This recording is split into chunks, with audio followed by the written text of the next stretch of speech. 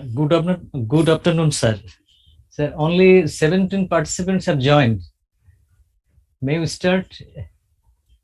With kind permission about 10 or you may start. Yes, I believe we can start. Thank you, sir. Thanks. Very good afternoon and welcome all the participants to our last day session, that is sixth day session of 40-hour mediation training course. And now we have three topics here: role of referral judges, role of lawyers in mediation, and role of parties in mediation. And these topics will be discussed by our distinguished resource person, Mr. Veera Raghavan in Bavijayan, BLFICAF ARV, FAMINZ ARV, FPIR, FCIR UK, International Arbitrator and Mediator, and founder of KFCRI. I humbly request our distinguished resource person, Mr. Veera Raghavan in Bavijayan, to begin, please. Thank you. Thank you, Mr. Pankaj Kumar. Good afternoon, and it is once again a great opportunity to address the August gathering, particularly in the chairmanship or leadership of Justice Imam Ali sir. Thank you, Mr. Goswami, for giving this task of sharing the inputs about the role of referral judges, the role of parties, as well as the role of the counsels or the advocates in mediation. To begin with, I think many of you would have already been aware about what is the basic mediation is all about and what is the concept behind it, or the advantages, what we can literally accept in most of the mediation techniques or the application. As a recap, mediation is obviously a voluntary, party-centric and structured negotiation process wherein a neutral third party assists the parties in an amicable resolving manner wherein the dispute would be settled. In the mediation, the parties retain the right to decide from themselves whether to settle a dispute as well as the terms of the agreement. That is very important.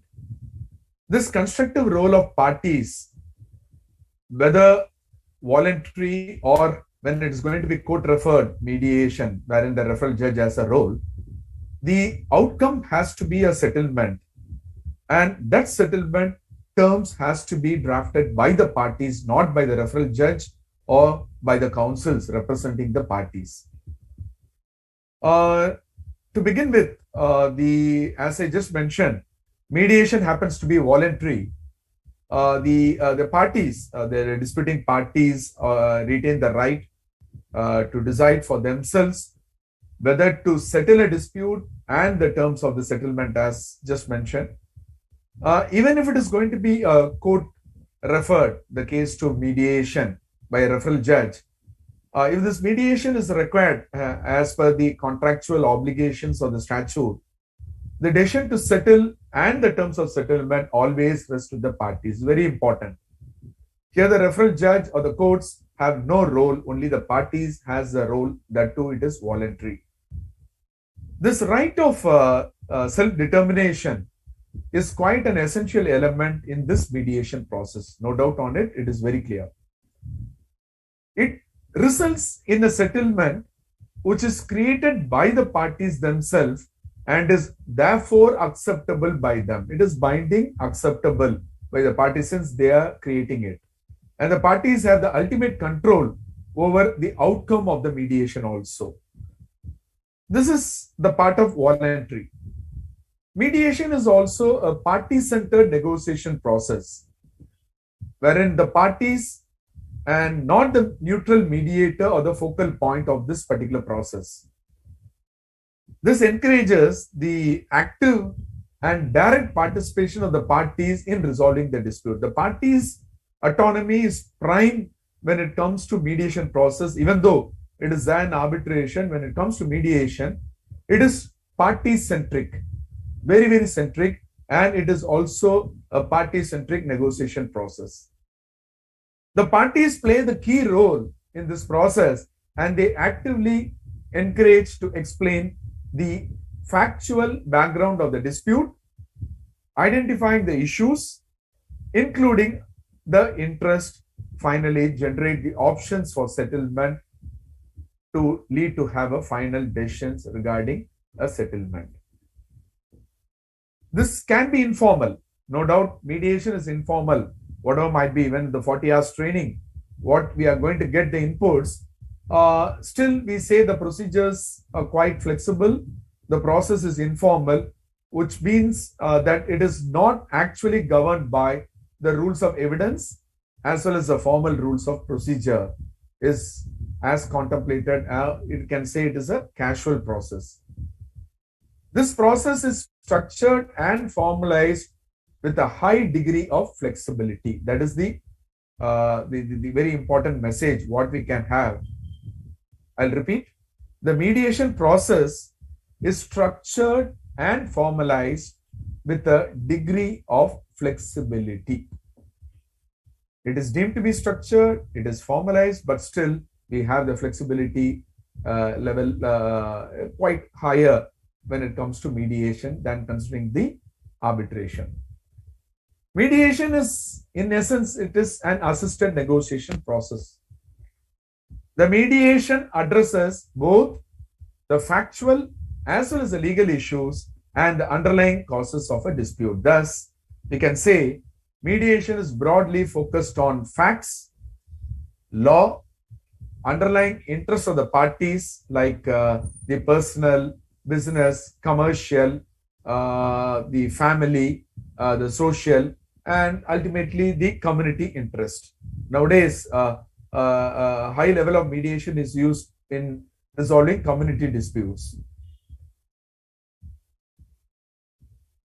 It provides not only all these party-centric negotiation process, it is also efficient, effective, speedy, convenient, and less expensive process to resolve a dispute with high dignity, mutual respect, as well as the civility.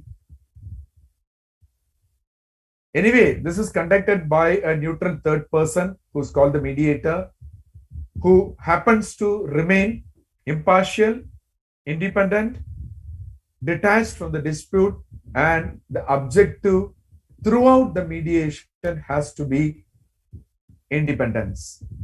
And the mediator assists ultimately the parties in resolving the dispute. That is the only role. By maintaining all these qualities of impartiality, independence, they have to assist the parties in resolving the dispute. Once again, it is focusing on party-centric. And the mediator works together with the party in facilitating the dispute resolution process, and he does not adjudicate a dispute by imposing a decision like a judgment or an award upon the parties. Here, it is both facilitative and evaluative. A mediator facilitates when he manages the interaction between the parties, encourage and promote communication between them, and also manage interruptions and unversed by them and motivates them to arrive at an amicable settlement. This is facilitating. When it comes to evaluation, a mediator evaluates when he assists each party to analyze the merits of a claim or a defense and to assess the possible outcome at trial. These are quite the techniques which a mediator applies by way of facilitation and evaluation.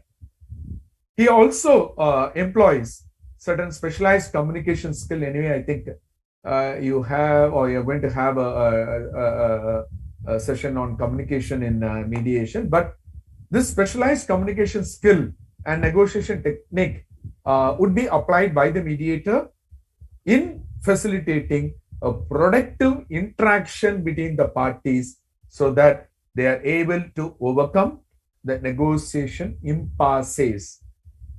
There are three common impasse we can come across in mediation, like the emotional impasse, the substantive impasse, as well as the procedural impasse. All can be overcome when the productive interaction between the parties being facilitated by the mediator. Finally, this process has to be a private and a confidential process, no doubt on it. It can't be public. It has to be totally private. Overall, we can say mediation has a lot of advantages, like it controls, it is participative, it is voluntary, it is going to be speedy, it is going to be simple or flexible, it is going to be informal, it is going to be a fair process, it is going to be a confidential one by way of better and effective communication between the parties. The ultimatum might be mutual benefit settlement, but this process is excellent of having all these qualities embedded, which we can't see in the arbitration or the court process. The entire advantage what mediation has pushes us to go to mediation. This is a very normal when it comes to a private or agreement-based mediation. Now, country like Bangladesh and India in the subcontinent, we always intend to rely on the very grand old procedural code, which is doing wonders in the courts, the Code of Civil Procedure Code. This particular CPC, whether it is India or in Bangladesh, have laid down the opportunity of court-referred mediation or court-annexed mediation. Here, the courts are facilitating mediation by referring the matter to the mediation process. And now the court, the presiding officer of that particular court, become a referral judge.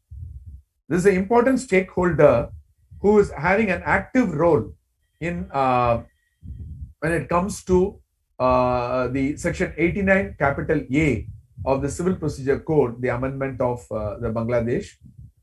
Here, the role of the judge becomes a referral judge. Judges who normally refer the cases for settlement through any of the ADR methods, like we have the mediation, we have the conciliation, we do have the judicial settlement, but very common one is mediation and conciliation. When a judge who refer such cases for settlement through any of these ADR methods, that judge is known as a referral judge. And the role of a referral judge is of quite prominent and significant, particularly in court-referred mediation or court-annexed mediation. Predominantly in common law jurisdictions, this court-referred or the court-annexed mediation is quite popular. We can literally say more than 98% of the mediation happens under this category, that is court-referred mediation. All cases are not suitable for mediation, that is very clear, but only appropriate cases which are suitable for mediation have to be referred to the mediation process, and more interestingly, this task is given to the referral judge. Success of mediation literally depends on the proper selection and reference of only suitable cases by referral judges. That is very, very important. We have to be very clear. This has to be a success story, and this success story is very, very evident and left to the referral judge, particularly a referral judge, depending on the proper selection and reference of suitable cases. It is not that all cases can be referred to mediation. There are some restrictions in any jurisdictions, but the referral judge has a task of choosing which one has to be taken. Section 89 capital A of the Civil Procedure Code require the court to direct the parties to opt off these modes of ADR and refer it to the arbitrations, mediations, conciliations, so on. But while making such reference, the court shall take into account the options if any exercised by the parties and the suitability of the case for that particular ADR method. Anyway, we do have a lot of case laws, but in the light of many such judicial pronouncements, a referral judge is not required to formulate the terms of settlement or to make them available to the parties for their observation. Very, very important point. As a referral judge and out of rules and regulations, including judicial pronouncement, a referral judge is not required to formulate or structure the terms of settlement or to make them available to the parties for their observation. The referral judge role is not formulating these. The referral judge is required to acquaint himself with the facts of the case, that's all, and the nature of disputes between the parties, and to make an objective assessment regarding the suitability of that particular case for reference to ADR. This is the only task given to the referral judge. The referral judge is trying to find out any possible settlement element is there in that particular dispute. He has to require or develop the skill to acquaint himself with the facts of the case and the nature of the dispute between the parties, and also make an objective assessment regarding the suitability of the case for reference to ADR. That is alternative dispute resolution. The cases which are not suitable for ADR process surely should not be referred to or for the ADR process, particularly mediation. The court, wherein the referral judge is presiding, has to form an opinion regarding suitability of the case for being referred to ADR. If the case is unsuited for reference to any of the ADR process, the court shall briefly record the reasons for not referring the case to any of the settlement process prescribed under the section 89 capital A of the code. It is mandatory for the courts to consider recourse to ADR process under the section 89A, but actual reference to an ADR process in all the cases is not mandatory. It is a very important point what we have to keep in. The role of the referral judge, very importantly, is not to formulate the terms of settlement or provide a assessment for the parties to formulate the terms of settlement. It is for them to refer it to ADR. And when it comes to interpretation of section 89 capital A, depending upon the jurisdictions, it is mandatory for the courts to consider recourse, a simple reading, but actual reference to ADR process in all the cases is not mandatory. If the case falls under any excluded category, then it should not be referred to ADR process, but in all other reference to ADR process, it is considered to be mandatory depending upon several judicial pronouncements. But the takeaway is that when there is a provision which is facilitating ADR, that to the presiding judicial authority, if he finds there is an element of settlement, then it can be, or better, it has to be referred to ADR, alternate dispute resolution.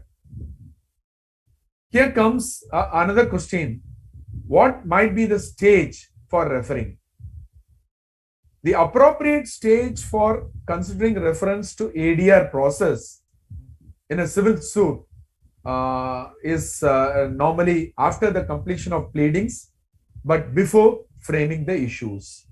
The pleadings are received by the judge, and after getting the pleadings, but before framing the issues, is the right stage when the judge can refer the matter to mediation, particularly. If for any reason the court is or did not refer the case to ADR before framing issues, nothing prevents the court from considering reference even at a later stage. It is not that quite early before framing the issues, it has to be referred to ADR. Even later stage, if the court finds that it is better to be taken to ADR to save time, to maintain the confidentiality, to also find a better solution at the earliest point of time, it can be referred. But however, we can, considering the possibilities of allegations and counter allegations vitiating this entire legal atmosphere, causing further strain on the relationship of the parties, when it considering such family disputes, some matrimonial cases, some low value cases, the ideal stage for mediation is quite immediate after even service of notice on the respondent and before the filing of the objections or the reply statements or the written statements by the defendant or the respondent. Quite early, initial stage itself, the court can better refer it to ADR, and this is a very important role of the referral judge.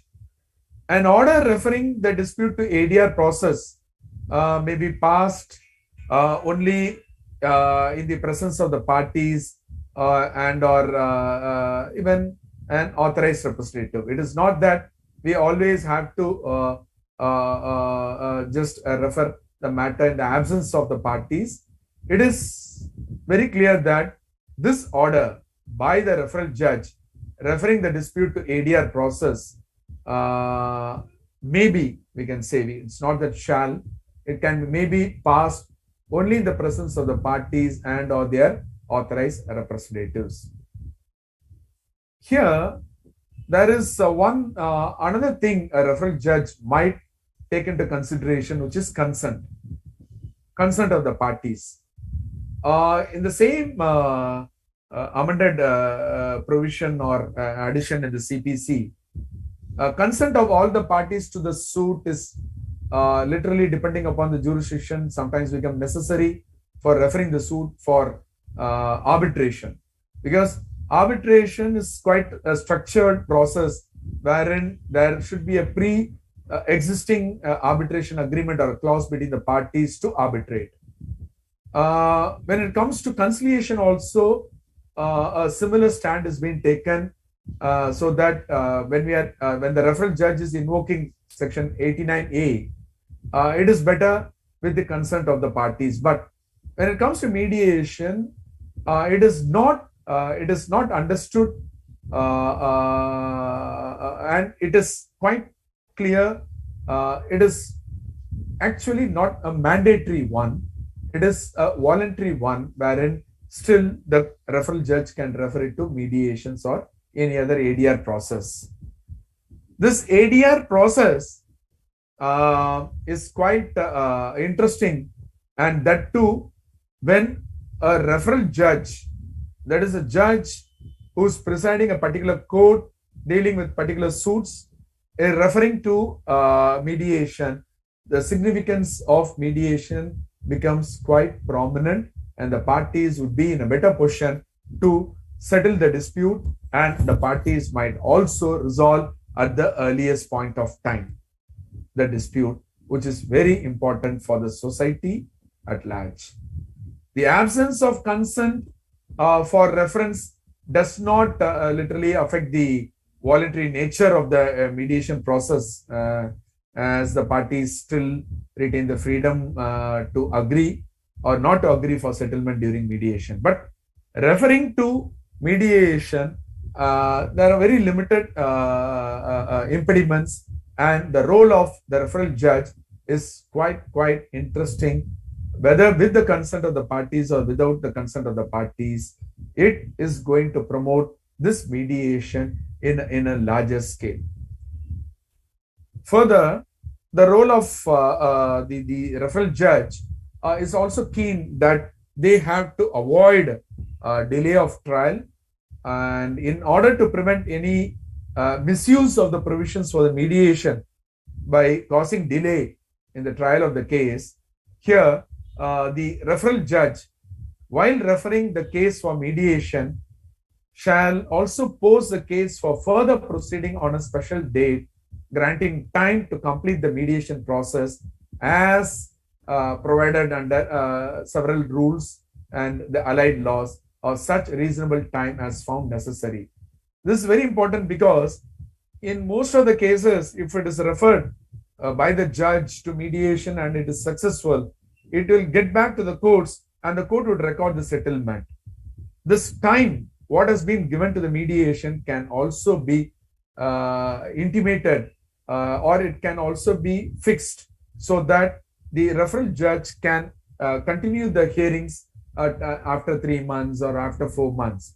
So within the 3 or 4 months, the parties who have been referred to mediation by the referral judge can use it to resolve the dispute, and if it is not possible, they can once again get back and continue with the process which already they have initiated by way of the civil suit.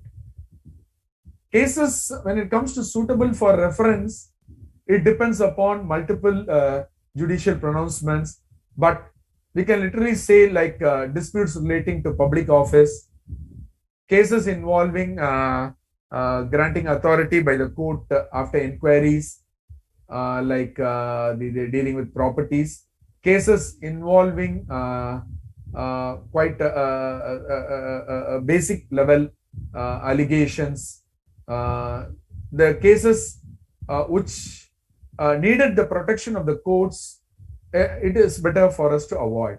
It depends upon the judicial authority, but normally, what type of disputes a referral judge is going to refer might be like cases relating to trade, commerce, and contract. It is quite comfortable when such cases are referred to ADR, particularly mediation. Like some example of disputes arising out of contracts, like including like money suits, disputes relating to specific performance or specific relief, disputes between supplier and buyer or the customers, dispute between bankers and customers, disputes between developers, the builders, and the customers or the consumers, disputes between landlord, tenants, licensor, licensees, lessor, lessees, disputes between insurers and insured, these are some commercial aspects. And we do also have, when it comes to personal laws also, like strained or soured relationship, like matrimonial causes, maintenance, partitions, then the partnerships among partners. All these disputes can be referred to mediation by the referral judges. And we can so on add many type of many categories of disputes which can be referred when it comes to the role of the referral judges. But the suitability and unsuitability categorization of cases should not be exhaustive, and it should not be rigid also. They are quite, we can say, illustrative, which can be subjected to just exceptions or additions depending upon the court's exercising its jurisdictions in referring the dispute to an ADR process. A simple understanding is that the courts, the referral judge, reasonable level of discretion he can apply in referring the disputes to ADR process. And here the referral judge also has one more role, which we call motivating and preparing the lawyers and the parties for mediation. As a referral judge, he plays the most crucial role in motivating the lawyers and parties to resolve their disputes through mediation. Here, the referral judge is like a a person who's promoting mediation, and he takes up the crucial role in motivating parties as well as their representative, the lawyers. Even the parties are not inclined to agree for mediation, the referral judge may try to ascertain the reason for such disinclination in order to persuade and motivate them for mediation. This is very important. This might be, we can sometimes say that it is like overstretching, but still, in promoting ADR, the judiciary is taking the interesting role and important role, and the present era and the regime in the total countries where the rule of law is there, it is very keen that the referral judge may try to ascertain the reason for such disinclination in order to persuade as well as motivate them for mediation. He is persuading as well as motivating them to go for mediation. And the referral judge should explain the concept and process of mediation and its advantages, and how settlement to mediation can literally satisfy normally the underlying interest of the parties. In mediation, positions and interests are very important. The underlying interest of the parties, if it is satisfied, even if that party loses, it is a very successful completion of that mediation process. Even we can say when the case in its entirety is not suitable for mediation, the referral judge may consider whether any of the issues involved in the dispute can be referred. It is not that total case. Some issues the referral judge can also refer. In so much of privilege and authorities is given to that referral judge, and they are going to the extent of motivating and preparing the lawyers and parties for mediation. Okay. Now, all set, what the order should have, what the referral order should or might have as a content, which normally in multiple jurisdictions differs, but commonly what can be the content of it. This mediation process is initiated through a referral order by the referral judge. The referral judge should understand the importance of this referral order, the mediation process, and should not have a very casual approach in passing the order. This referral order is considered to be the foundation of the court referred or the court annexed mediation. An ideal referral order should, we can say, should contain, among other things, details like name of the referral judge, that is the judge who is referring, the case number or the civil suit number, the OS or CS, the name of the parties, disputing parties, the date and year of institution of the case, when the case was registered in the courts, the stage of the trial, what is the status, the stage of the trial before that particular referral judge, the nature of the dispute, the statutory provision under which reference is made, like section 89 capital A of the civil procedure, the next date of hearing before this court, the referral court, and also whether the parties have consented for mediation, the name of the mediator to whom the case is referred for mediation, the date and time for the parties to report before that mediator, the time limit for completing the mediation, and sometimes the quantum of fee or remuneration, if payable, including the contact address and telephone numbers of the parties and the advocates. I just mentioned very simple, but these are quite important aspect which has to be there in the referral order.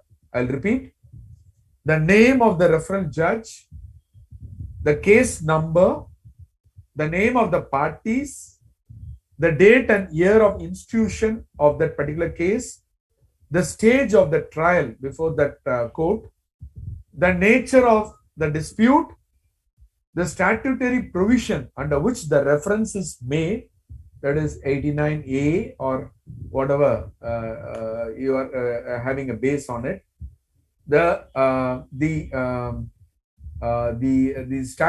next date of hearing before the referral court, whether the parties have given the consent or not, the name of the mediator likely to whom the case is likely to be referred to mediation, the date and time for the parties to report before the mediator, that also can be given in the referral order, and very importantly, the time limit for completing the mediation, that can also be referred, like 3 months, 6 months.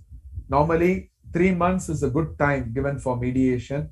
Beyond 3 months, that might give a probability of 50-50 chances of successful settlement. Then the referral order can also refer about the quantum of fee or remuneration and the entire coordinates, the contact details like addresses, telephone numbers of the disputing parties and their representatives. Here, the referral judge in his referral order is giving an entire structure, and a mediator can literally start once the parties come before them to continue with this particular process, the mediation before that mediator. And the referral judge doesn't end there. The referral judge also takes a role after conclusion of mediation. How? The referral judge plays a crucial role. Even though the dispute was referred for mediation, here the court retains its control and jurisdiction over the matter. That is very clear. We are not entirely delegating just to find out any proper settlement. Instead of the judge doing it, he is referring to a mediator. And the result of mediation will ultimately have to be placed before the court for passing consequential orders. And before considering the report of the mediator, the referral judge shall ensure the presence of parties or the authorized representative in the court. So that in the referral order, the next hearing date is mentioned. That date that the court would look upon, that is the referral judge would look upon whether the matter has been settled or not in the presence of the parties as well as the authorized representative. If there is no settlement out of that mediation, the court proceeding, that is a proceeding before the referral judge, shall continue in accordance with that law. And if the dispute has been settled, then the referral judge have to examine whether the agreement between the parties is lawful as well as enforceable. If the agreement is found to be unlawful or it is likely to be unenforceable, it shall be brought to the notice of the parties, and the referral judge should very clearly desist from acting upon such an agreement. He should not accept it and provide a compromise decree or a judgment. If the agreement is found to be lawful and enforceable, the referral judge should act upon the terms of that settlement agreement and pass consequential orders. And the court should apply this principle in clear manner and to overcome any such or any what you can say technical or procedural difficulty when it comes to implementing the settlement between the parties. It is open. It is the discretion given to the referral judge to even modify or amend the terms of settlement with the consent of the parties. The referral judge is taking important role of referring suitable cases, and once again the referral judge, after the mediation is completed, whether successful or unsuccessful, also takes up the role. And if it is successful, it is very clear that he can accept that and give a proper compromise decree. Here, if something technical or procedural issues arises in implementing it, the referral judge also has an authority to modify or amend the terms of settlement with the consent of the parties. Very important. Without the consent, the referral judge has no constructive role. This is a quite important point, what I wanted to highlight when it comes to role of the referral judges. Moving on to the role of the parties in mediation. There are multiple points for discussion which are quite innovative and which are quite interesting to all of us. But as professionals looking into the parties' views or the perspective, these are some what I have just shared here in the slide, so that you can literally see these points, which are quite evident, which are considered to be a role of parties in a mediation. As a party, don't get defensive. We have to avoid blame game. It is simple, give respect, and obviously you are going to get it back. Thirdly, as a party, listen actively. Moving on, the very crux of any dispute which is likely to be going to the courts or by the referral judge to the mediations or arbitration. It is all because of the egocentric position of the parties. And here, when it comes to the role of the parties in mediation, it is better to start with I instead of you. Don't put the blame instantly on the other party. You start with your positives and then you can just proceed with the other party's position. This statement is very important. This statement has to be very carefully dealt by the parties. And moving on, there are multiple role of parties, like the parties have to tame their emotions. The parties have to show that they are capable of even showing that they can compromise. Next, the parties should avoid using some unparliamentary words. It's better, a simple quote is that don't use bad mouth. And when it, further, the role of parties, don't take anything personally. Most of the disputes are escalated because of taking everything personally.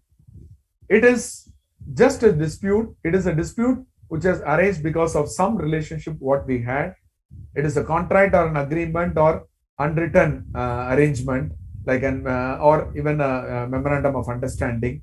But as a party to a mediation, don't take things personally. That is very important. We should not take anything personal.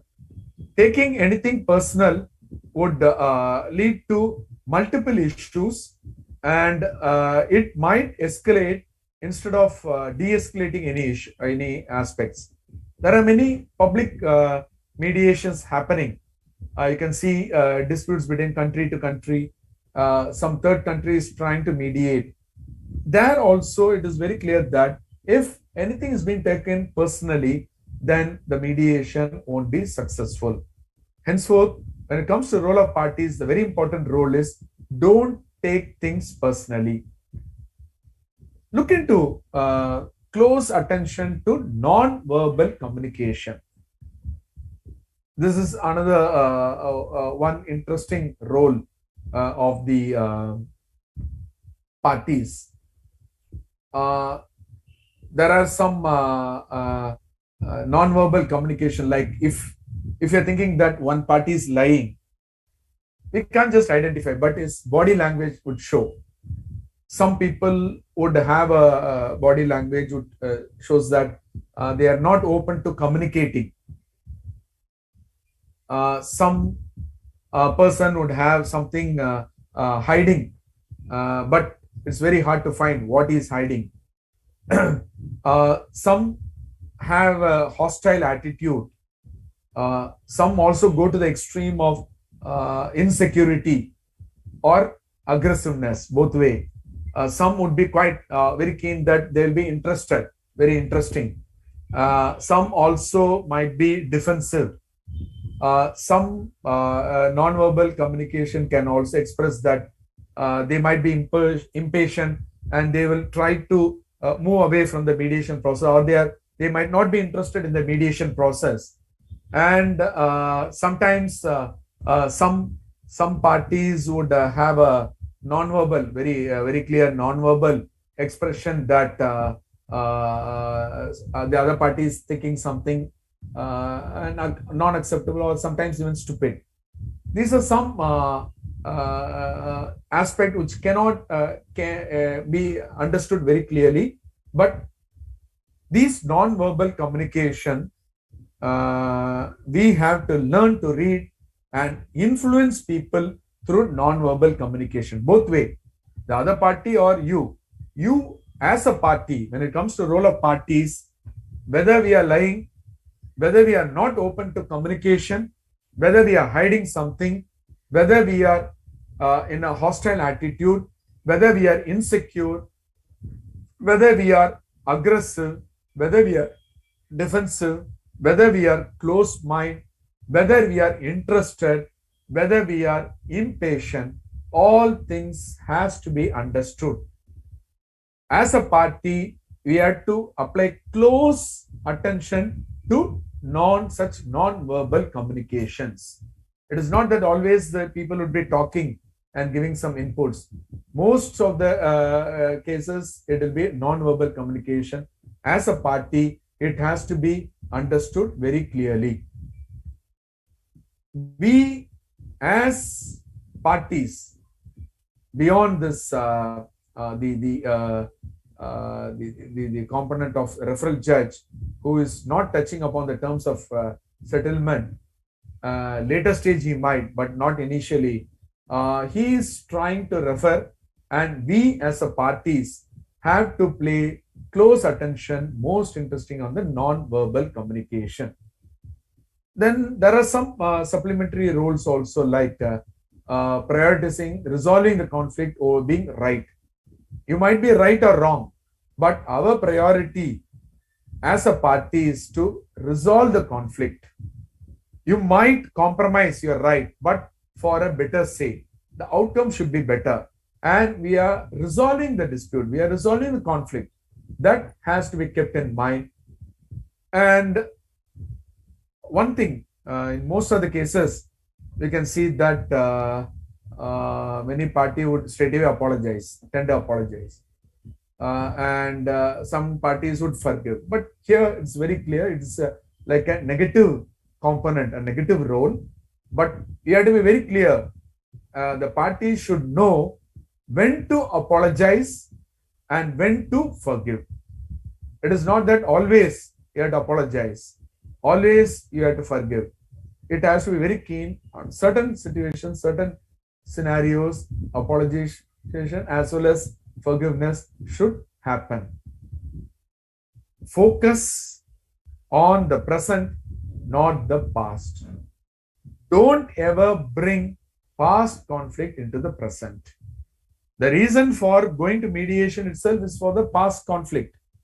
But when you're coming to the mediation table, if you're just going back to the past once again, then you will lose the track and ultimately the matter wouldn't be resolved.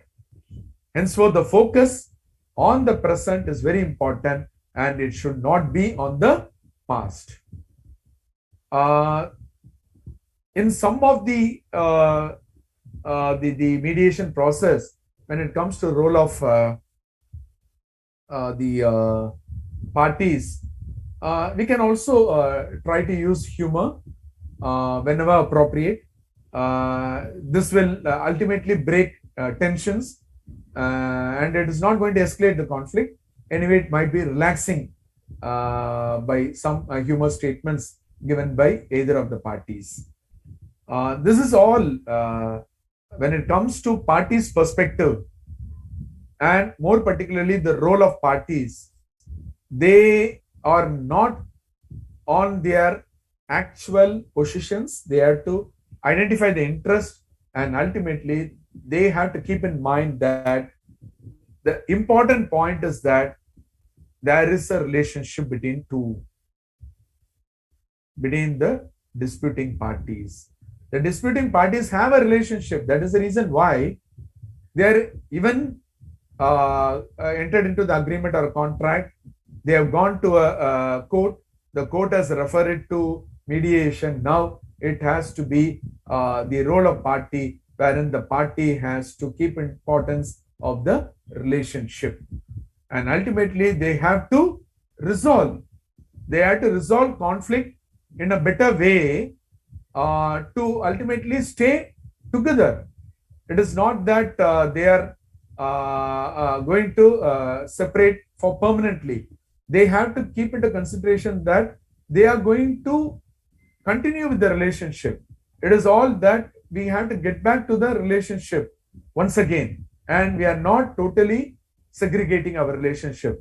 That has to be kept in the minds of the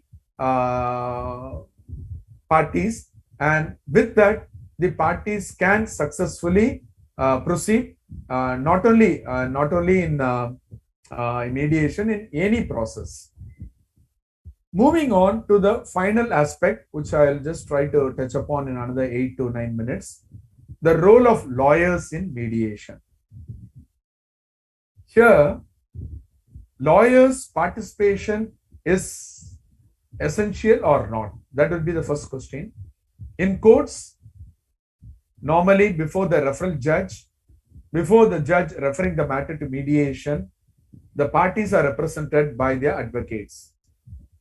In mediation, there is high possibility of the same counsel, advocate or a lawyer representing the parties would put forward the case before the mediator. This is also quite possible. And in mediation, the role of the lawyer has to be fundamentally different from that person's role in litigation. Here, the lawyer or the advocate is not relying on the legal principles in total. He is not relying on too much of judicial pronouncements. He is not on strictly on the theories and the civil procedure codes. Here, the lawyer has to be taking a role which is fundamentally different from the role what he normally do in a litigation, because they are trained in court litigations. But when it comes to mediation, the role of lawyer has to be different. Difference how? The lawyer have to be very proactive to play his role. This we can't see in the courts, which we say it is an adversarial process. The courts, normally the litigation is considered to be an adversarial process, but when it comes to mediation, which is not an adversarial process, which is trying to create the relationship or re-establish the relationship between the disputing parties, here the lawyer have a very proactive role to play. The lawyer should know the concept as well as the process of the mediation, and he or she has to take the positive role to be played by them while assisting the parties in mediation. Here, the lawyer is just assisting them in that mediation process. They are not arguing for the parties, they are assisting the parties. The role of lawyer starts quite even before the case comes to the court. Please keep it quite early, getting the initial advice. And it continues throughout the mediation process and even thereafter, where the dispute has been settled or not. Here, it is pre-mediation, during mediation, and post-mediation, the role of lawyers. Pre-mediation, when a party faced with the dispute, they go and seek the advice from the lawyers. And the lawyers might also consider whether there is scope for restoring any ADR mechanisms. And we can say majority of the parties normally they are not aware of all these ADR. Only the lawyers are comfortable and conversant with much of these ADR process. Now it is changing, but the past and the present situations that lawyers are much exposed to such ADR process than the litigants. It is a duty of the lawyer to educate the party about this concept and process, as well as the advantages underlying the mediation. Here, the lawyers have the skill to convince their clients and make them understand why we should go for mediation before litigation. This is a try what the lawyer would do, but before mediation, the lawyer and the client can also prepare a mediation brief and also figure out the options, whatever is available. But it is very important during mediation, what would be the role of lawyers? The role is simple. It is constructive and not destructive. It is constructive and not destructive, depending upon the lawyer who is conversant with all these ADR mechanisms. If the lawyer holds a positive attitude and demonstrate faith in this process, it becomes constructive. The lawyer himself observing the ground rules of mediation explained by the mediator or the mediation institutions and later advise the parties, that is also a constructive one. Here we have this multiple theories like Bhatna, Vatna, Natna, that is best alternative to negotiated agreement, worst alternative to negotiated agreement. Here, the role of lawyer is to encourage the party to present the case before the mediator with the help of some reality testings of all these theories, Bhatnas and Vatnas. All these options, the lawyer has to assist the parties before the mediation process. It is also wider going through the role of lawyer, and he must constantly evaluate the case of the mediation. He must be prepared to advise the party to change positions, approach, demands, and the extent of concessions. Very important. He is preparing the parties or giving the advice to the parties regarding changing positions, approach, the demands, as well as the extent of concessions. As lawyer, in my personal exposures in mediation, it is felt necessary to always have sub-sessions with lawyer. The mediator should have sub-sessions, and the lawyer, like me and many of us, must cooperate with the mediation to carry forward the process and arrive at settlement. This is an additional process which we can't see in the normal mediation, like opening statement, private caucus, joint sessions, and closing. In the private meeting, private caucus, the sub-session also might be facilitated by the mediator with the lawyer, so that the lawyer would carry forward this process and facilitate a possibility of settlement. Here, the lawyer also ensures the settlement to be recorded in compute, clear, and executable manner. He must explain to his client and make him understand every terms of settlement, what they are agreeing with the other party. Post-mediation. In mediation, the post-mediation, if no settlement have arrived, the lawyer has to guide the party either to continue with litigation or consider any other options of ADR like arbitrations. And if there is settlement between the parties, then the lawyer's duty is to check whether the settlement protects the interest of his client and it is lawful as well as enforceable. Here, the lawyers must also cooperate with the courts in execution of such an order if it's settlement passed in the terms of the settlement arrived between the parties. And the lawyer's role pre, during, and the post are very important, wherein a successful mediation is evident when the role of referral judge by referring suitable orders, the role of parties by removing the term you, And finally, the role of lawyers, wherein the lawyers assisting in a constructive manner the parties to reach a settlement. It can be a role pre, during, and post. But interestingly, the post role of the lawyer in the mediation is that bringing down all the implicits of the terms of settlement to the extent of whether it is lawful as well as enforceable. If all these roles constructively happen, then the court annex mediation or mediation at large would be really successful. Thank you. Thank you, friends, and Mr. Goswami for giving this opportunity to share the very important topic of the role of the stakeholders. Thank you, sir. Thank you, our esteemed and distinguished resource person, Mr. Veera Raghavan in Vivian, for giving us clear ideas on role of referral judges, role of lawyers in mediation, and role of parties in mediation. Within this short span of time, we have got some important concepts. We are really grateful to. Our next topics are negotiation and bargaining in mediation. Sir, if any question on sorry. Training, any question to... Okay. If you have any query or question, you may put forward, and we have our resource person to answer. Please, any question or queries?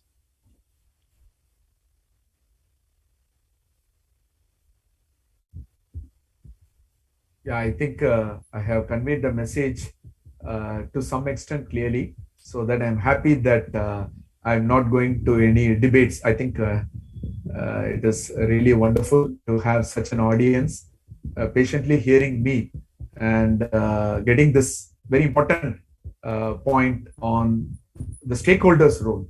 That is very important. The mindset of all these players is very important, and I think Honorable Judge Justice Imam Ali sir would accept that if the mindset changes, particularly the stakeholders, not only the parties, the lawyers, as well as the referral judge, then ADR, particularly mediation, would be really successful in Bangladesh. Thank you.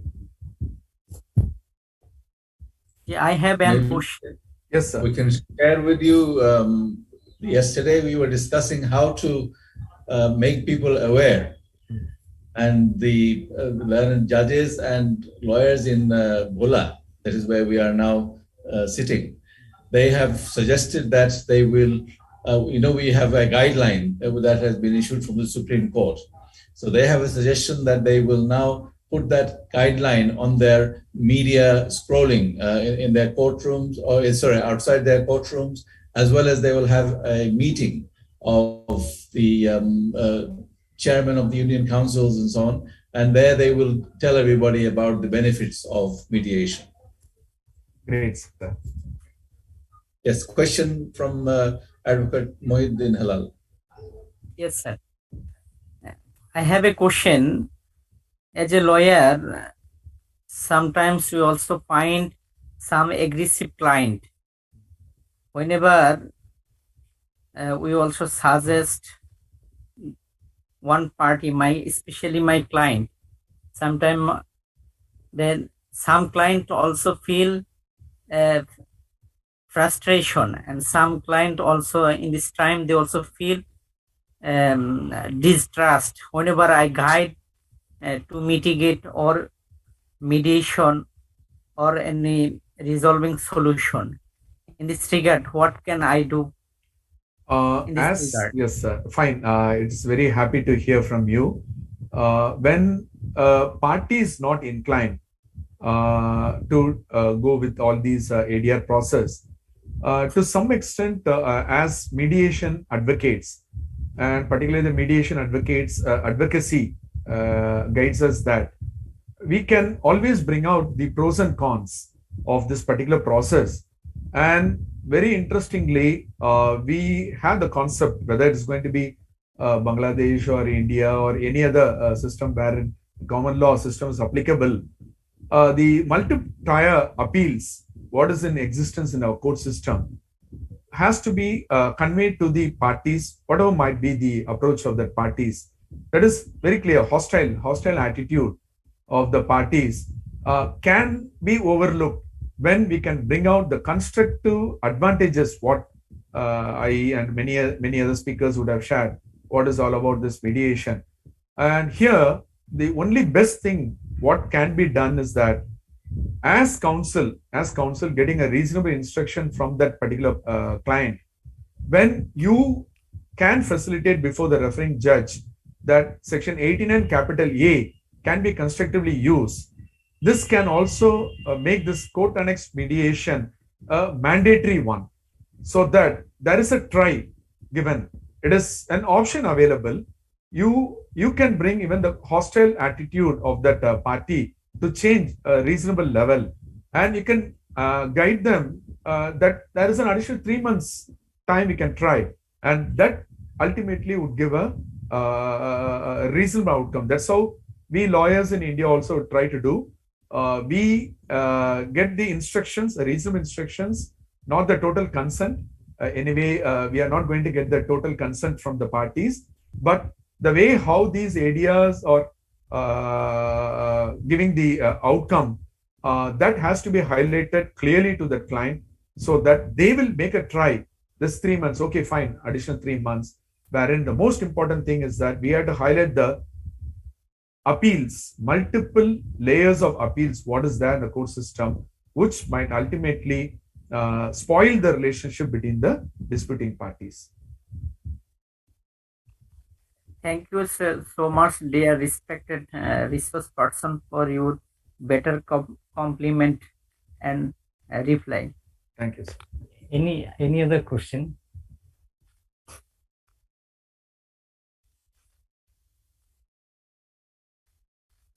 Sir, you may start for next topic. Thank you for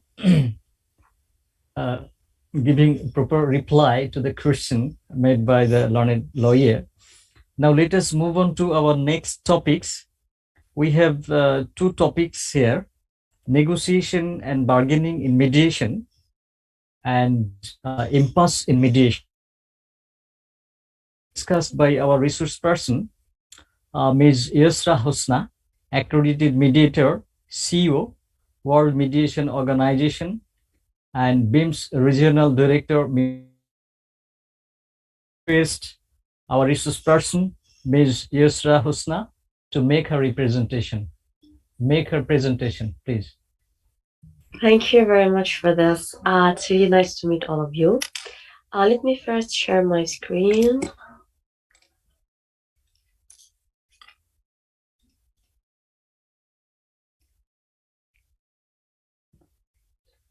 Can everyone see it? Yes, ma'am.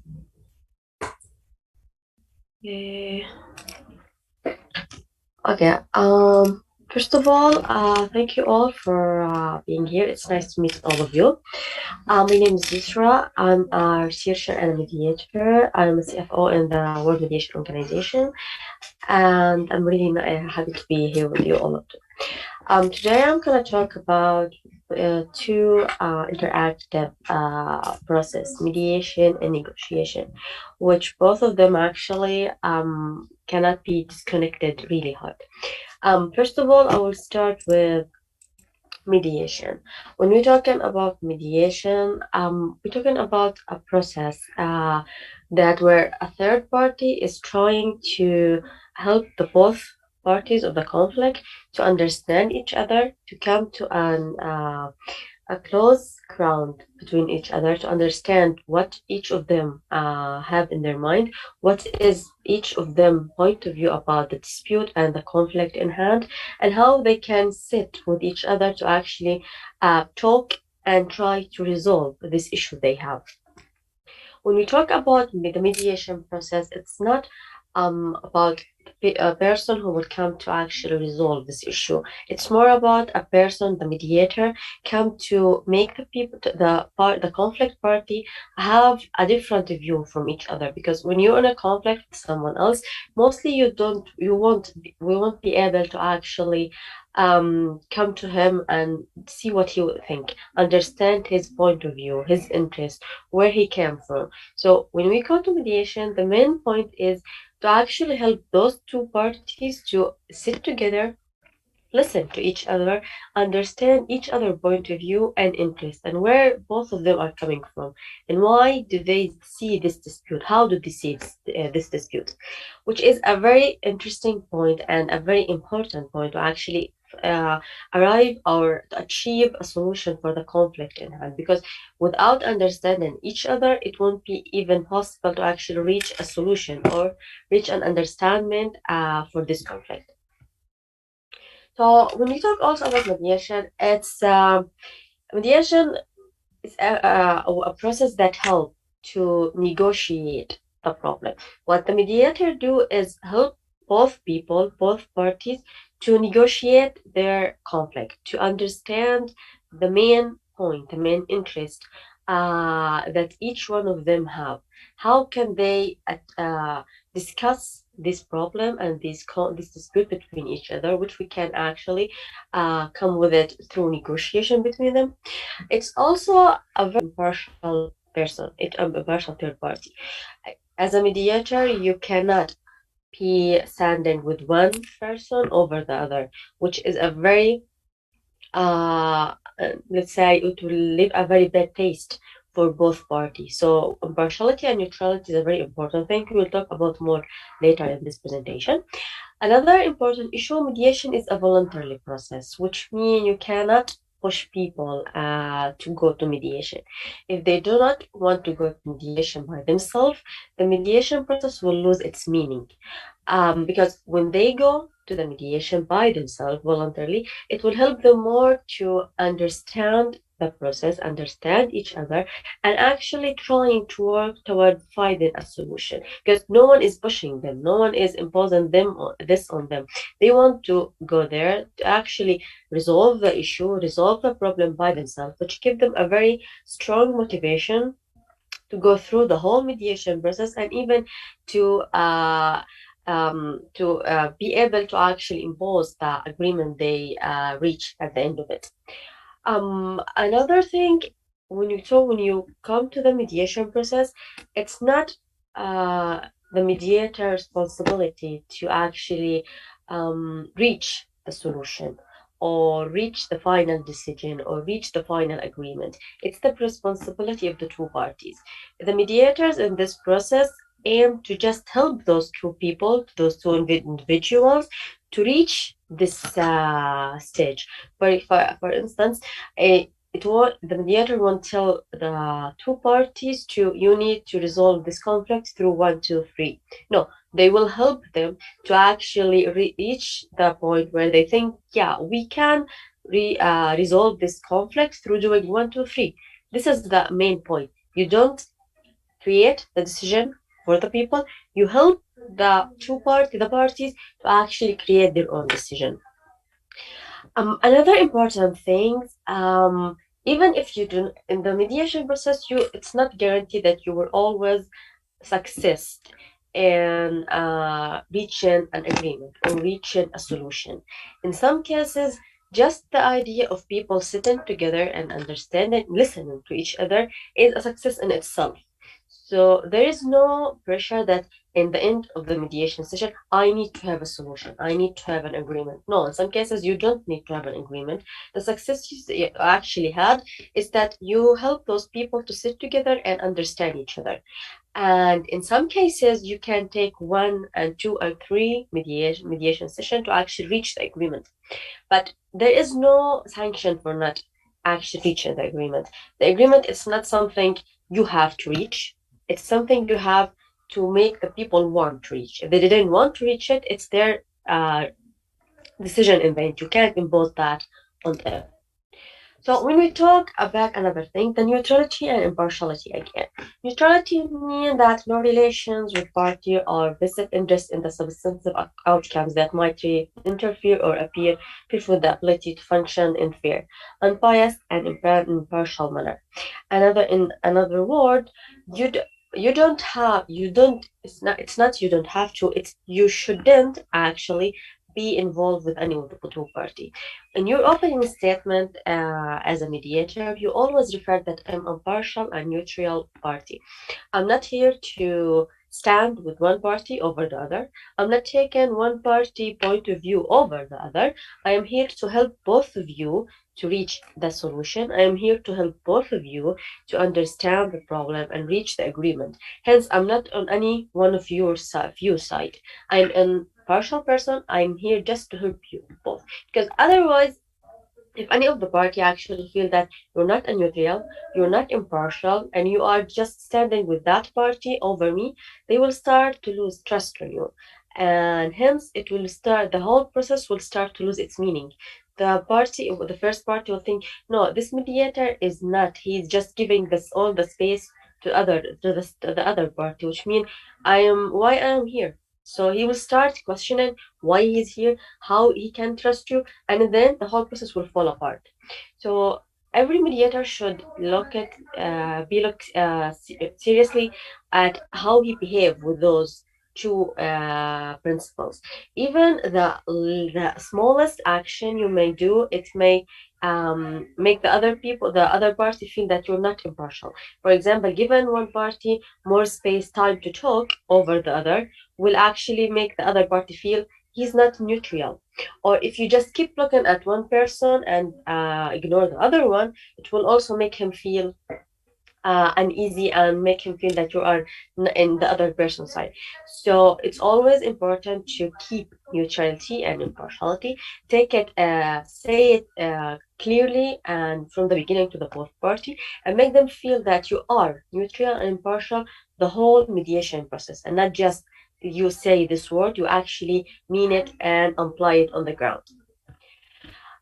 So there is different principles for mediation, but the most we can take about is self-determinations, which mean, as we said before, mediation is a voluntary process, which means that parties are free to come to the mediation.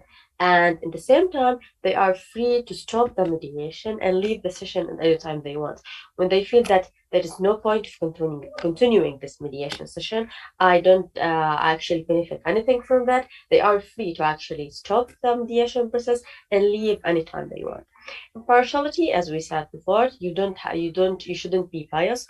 You shouldn't favor one party over the other. You should always be strict and clear with your relationship with both parties to actually make them trust you and feel like, yeah, they can actually tell you the information you want to hear from them.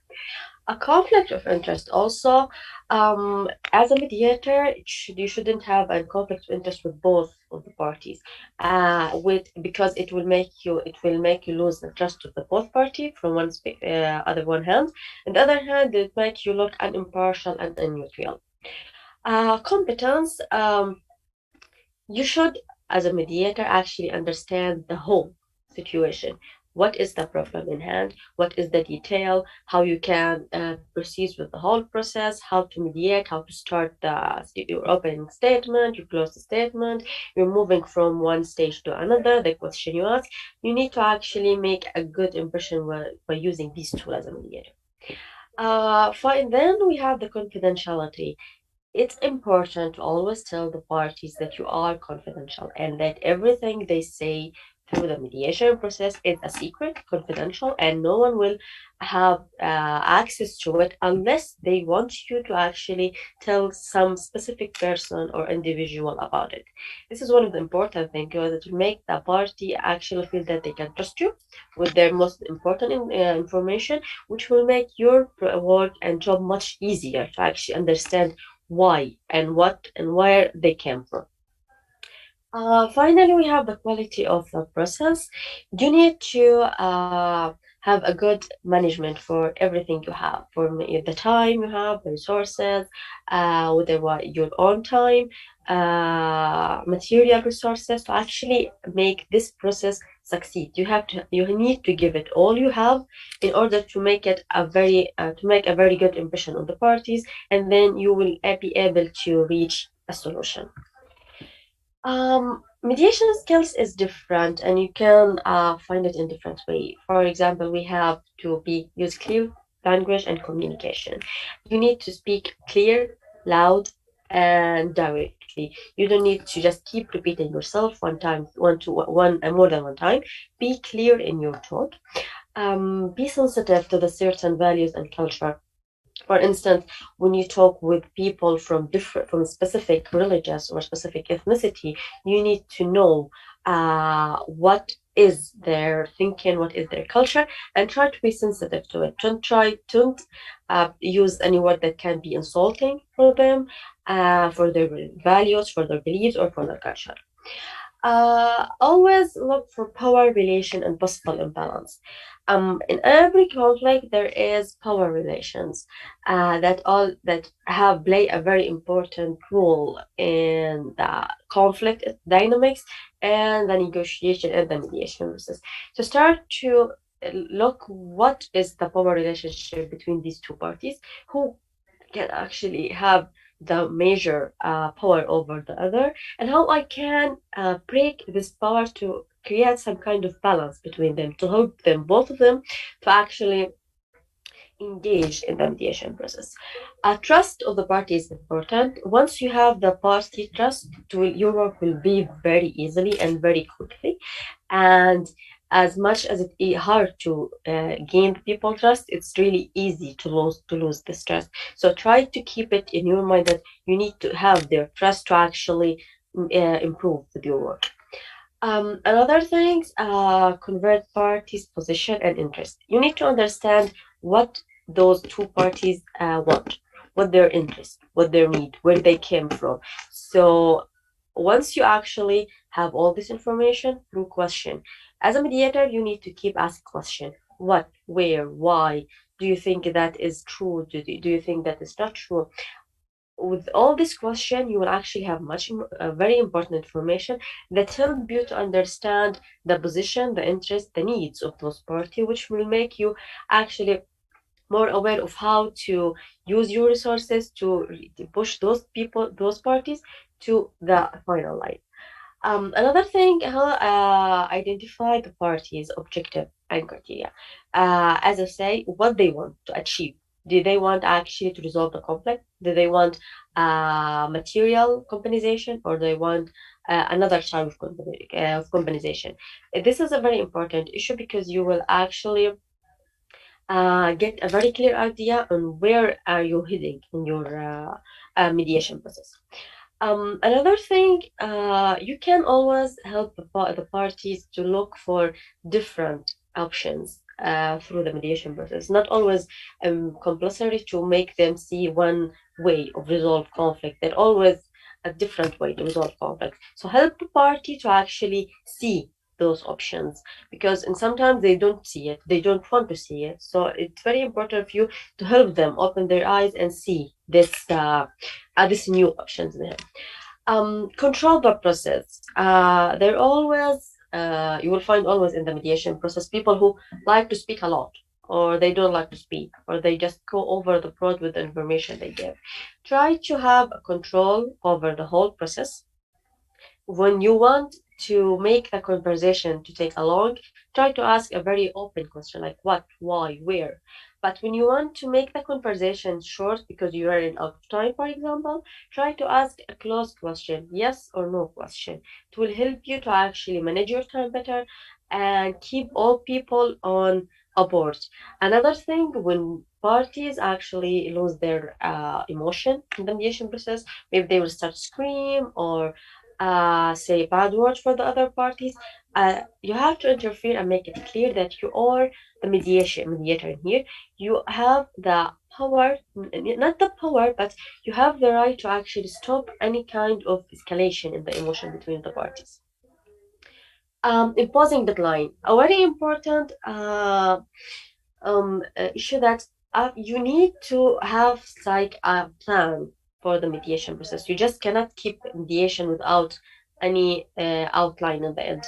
So try to create some kind of timetable for the party to let them know that we have 1, 2, 3 session and the time, the date on the Saturday, on Sunday, on Monday. So we have to finish the whole issue through this time. Otherwise, it will keep going on and on without actually any kind of outcome, which will make it in the end a fail, and it won't reach its final outcome.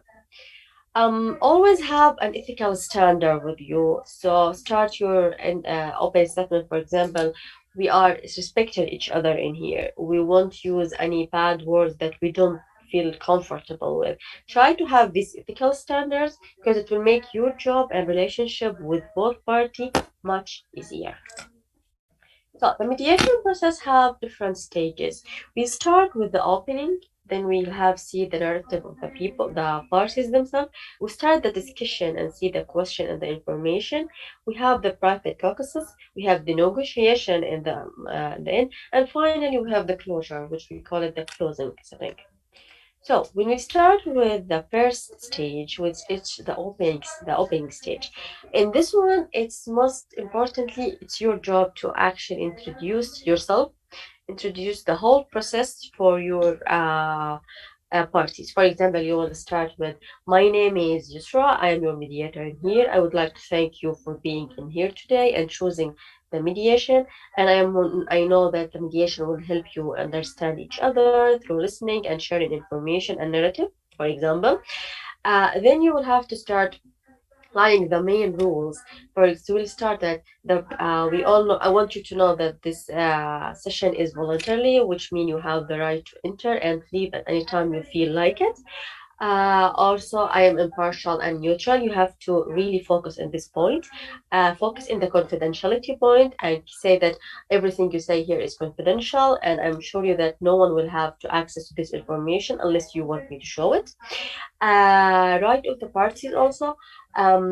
Try to guarantee them that they have the right to actually ask for meeting with you privately. They have the right to be treated respectfully by the other person. They have the right to keep some information secret if they want it. Want it, just share it with the mediator. And focus also on talking about the final agreement, that it will be a binding agreement between the whole party, and they are the one who will reach the final agreement and the final solution, and they will finally have to be respectful for it. And also, you can, if you can always have as many rules as you want and you think necessary, but you always need to mention it clear and directly from the beginning, and try to also always be follow this rule without any forgetting or just ignoring. And after you finish with your opening statement, you will start with the you will tell the people that they are allowed to ask questions at any time they want, which will help them to actually feel more comfortable through their interaction with you. The second stage is the narrative phase. In here, you will have to start looking for the party, what they want, what is the problem in the first place, what do they think about it. So you start with asking the first the true party to firstly introduce themselves and what they would like to be called with, and then we'll ask them to describe the conflict they have, what is the problem they have. Try to always have an equal time for both parties. Ask the question for the both party and hear and listen carefully what they're saying. Don't interrupt the parties during their talk. Listen to them carefully and try to understand as much as you need as you can what is happening. For example, you need to keep asking the question, what happened? Why do you think it happened? How do you feel when it happened? How do you feel? How do you think that met other people happened? Try to gather as much information as you can from those parties to understand what is their point of view, what is their need, what their interests, where they came from, and what they actually see this problem in any light. Because once you have all this information, it will be much easier for you to have a specific plan in your mind to actually follow in the third stage. The third stage is the discussion stage. You will start to make that both parties discuss the problem. You, for example, start with talking to the first party. The other Mr. For example, said that what happened is 1, 2, 3. What do you think of it? How do you feel when this happened for him? And at the same time, try to direct the question between both of them. Try to make both of them engage in a discussion about what happened. For example, try to encourage them to discuss the issue they have, to see exactly what happened from the both of you, and help them to get everything they feel outside. But during this this stage, always keep in mind that you need to actually keep everything under control, because sometimes both parties can go so emotional and things can go really escalate really quickly to violence, using violent words, or sometimes physical violence. So keep it under control during the whole process. The private caucuses, and sometimes you will feel that the parties don't want to talk about specific issue, or there is some information they don't want to share in front of the other party. So in this case, when you actually reach this decision, you may always have a private caucuses. The private caucuses, it means is a private meeting with the parties separately. Through it, you will actually hear a lot of things that the party don't want to say about the other in front of the other party. So through if, for example, you can say, or sometimes when the emotional escalation between the party is so high, you can always restore to use caucuses in order to make the people calm down, and then they come back to the joint session. So through the private caucuses, you will speak with them. You will ask them the question about what happened, what you feel, what do you want to do. Try to see how they actually, what is the information that they didn't want to talk about, to talk it about in front of the other party. And try to discuss with them what possible solution can have. Don't tell them the solution, but try to make them open their eyes to other solution. What do you think should happen in this case? How do you feel how do you feel it is possible to repair the damage that have been done to you?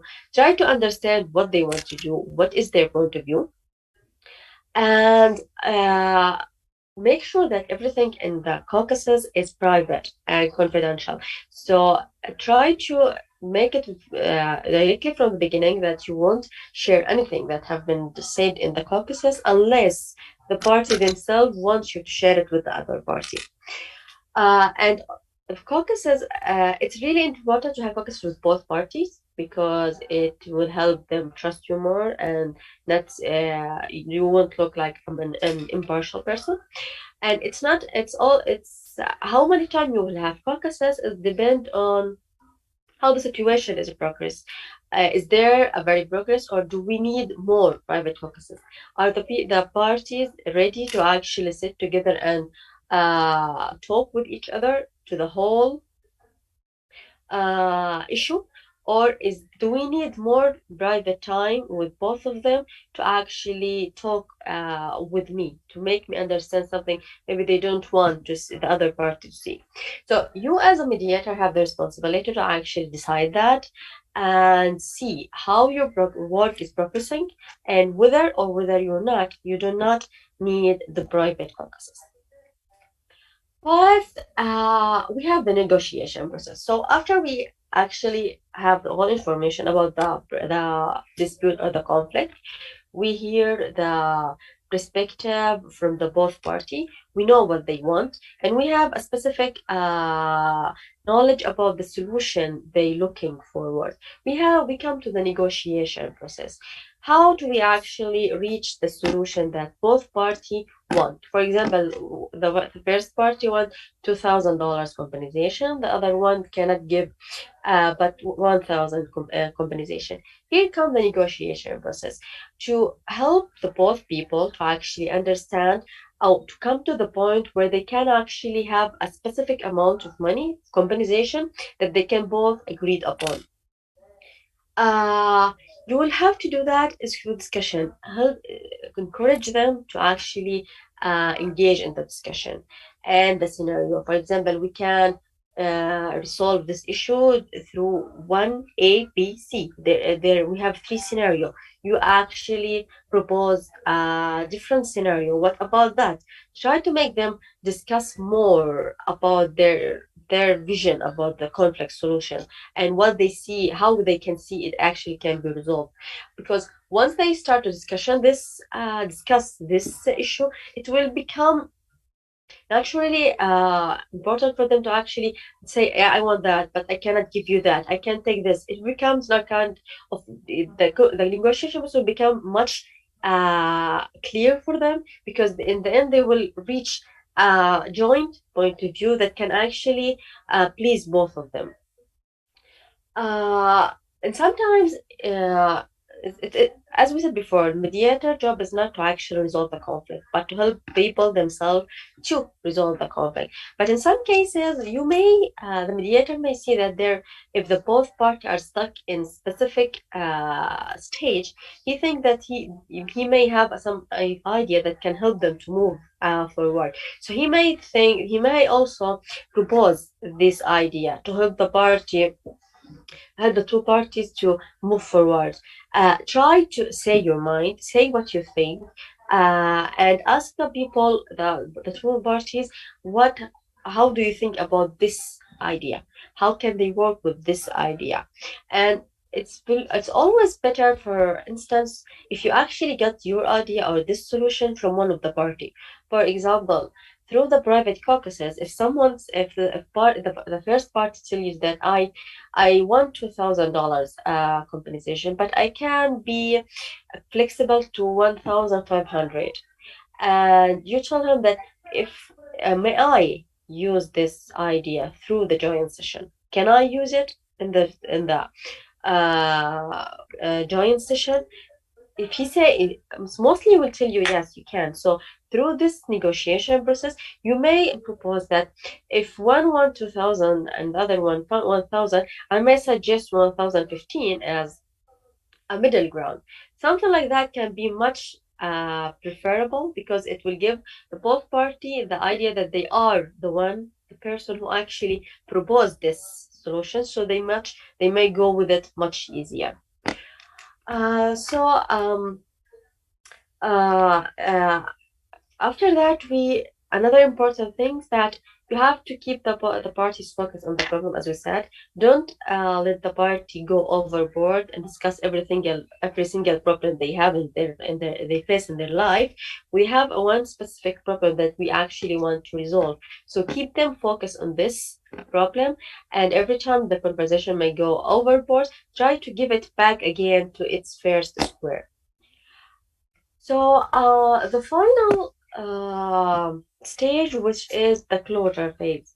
In this, you will start by summarize everything that happened. You will start from the beginning to say, Party A said 1, 2, 3, 4. Party B said 1, 2, 3, 4, and make sure that every one of them understand what you're saying, that they agree with what you are saying, and you make sure that the rephrasing you use is actually what they say, but in different words. Because if you put another or different words in the summarize, they will become, no, this is not what I said, which will make the whole process go back to the square one. After that, you will have to highlight the progress. For example, you will say that when we first came to the mediation process, we were still on the phase of conflict each other. But now we actually come to the point where we understand what each of us have, what each of us want to achieve, what's the point of view of each of us, what is interest, what is his need. So you have to highlight this progress, even if it was a small one, even if it was really resolving the whole conflict, but every single progress you made is a very important one. So highlight it and make the people feel proud that they actually have reached this progress. This is if you don't actually have an agreement in the end. And after that, you will have, as I told before, start to put a timetable. For example, after you finish highlighting the progress and say why is it important, why is it really necessary, you will have to put a time schedule for when are we going to meet the next time. For example, we will meet on the next Wednesday. Are you okay both with that? What time is best for all of you? I try to make this one because it's important to keep the whole mediation process going. Otherwise, as we said before, it will go on without any outcome. This is a one way to end the mediation process. The other one will be on the case you actually reach an agreement. In this case, you will start to draft the agreement. You will write it down. You will ask both parties to sign the agreement. If there anything they want to add or change, or if it's okay with them. And after they sign it, you will send it back. Give both of them a copy of it, and try to close your session with a cheerful statement that it was really nice to meet all of you, and I hope that this agreement will be your guide through the futures, and or something like that. I guess okay, then you have to thank them, as we said before. Thank the both parties for being in here. Thank them for participate in the mediation process, and make them feel that they actually have done a very important steps in their life that will actually help change the whole conflict they have. And as we have, be cultural sensitive, because every word you say, it can count, and it may actually harm somebody, and it might destroy the whole process. Stay ethical, and keep in mind the ethical standards you set in the beginning, because every one of them will help you guide you through the whole mediation process. I think this is the whole presentation about the mediation. So if anyone have any question, I would like to hear it from you.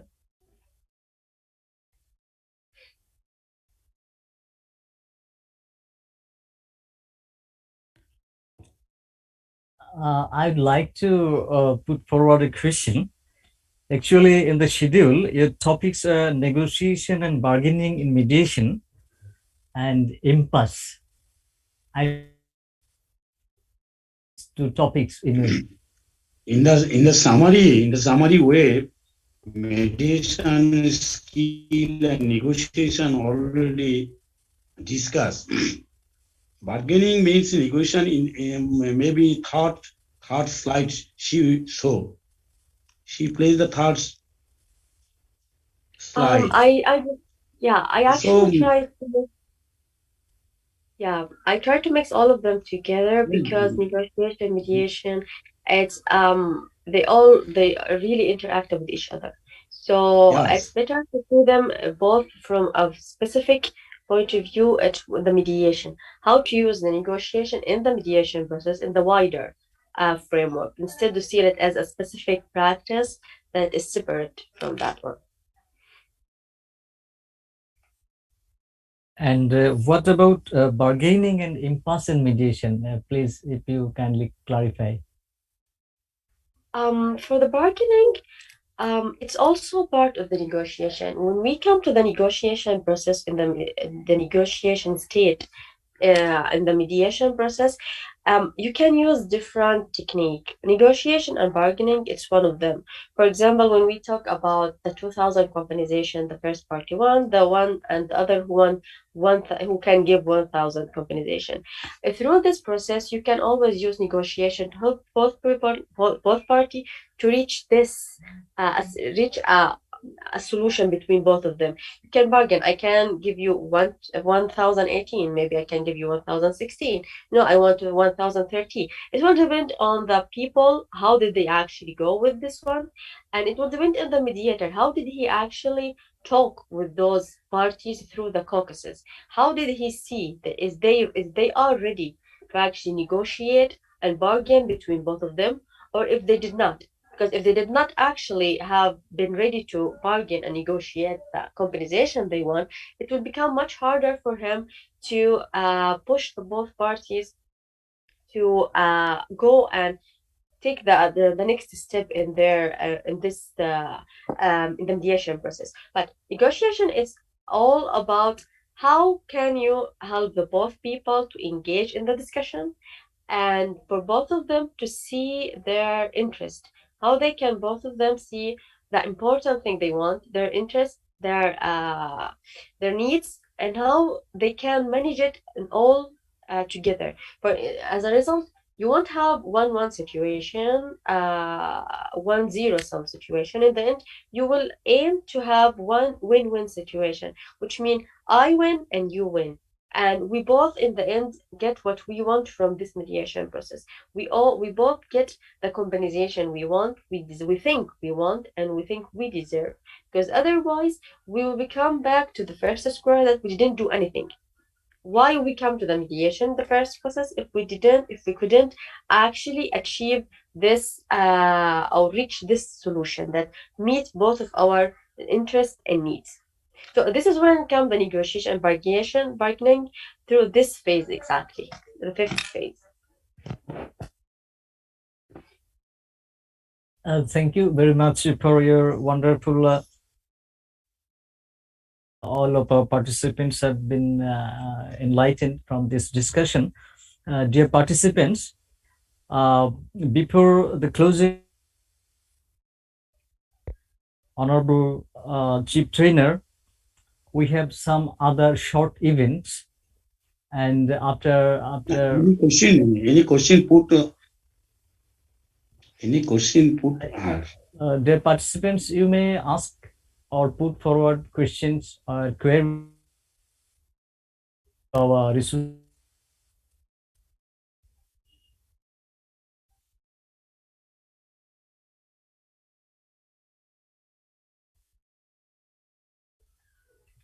already she discussed how, in what way, in when some question arises, then fourth and fifth questions also arises. Impasse in mediation already discussed. Any question to her?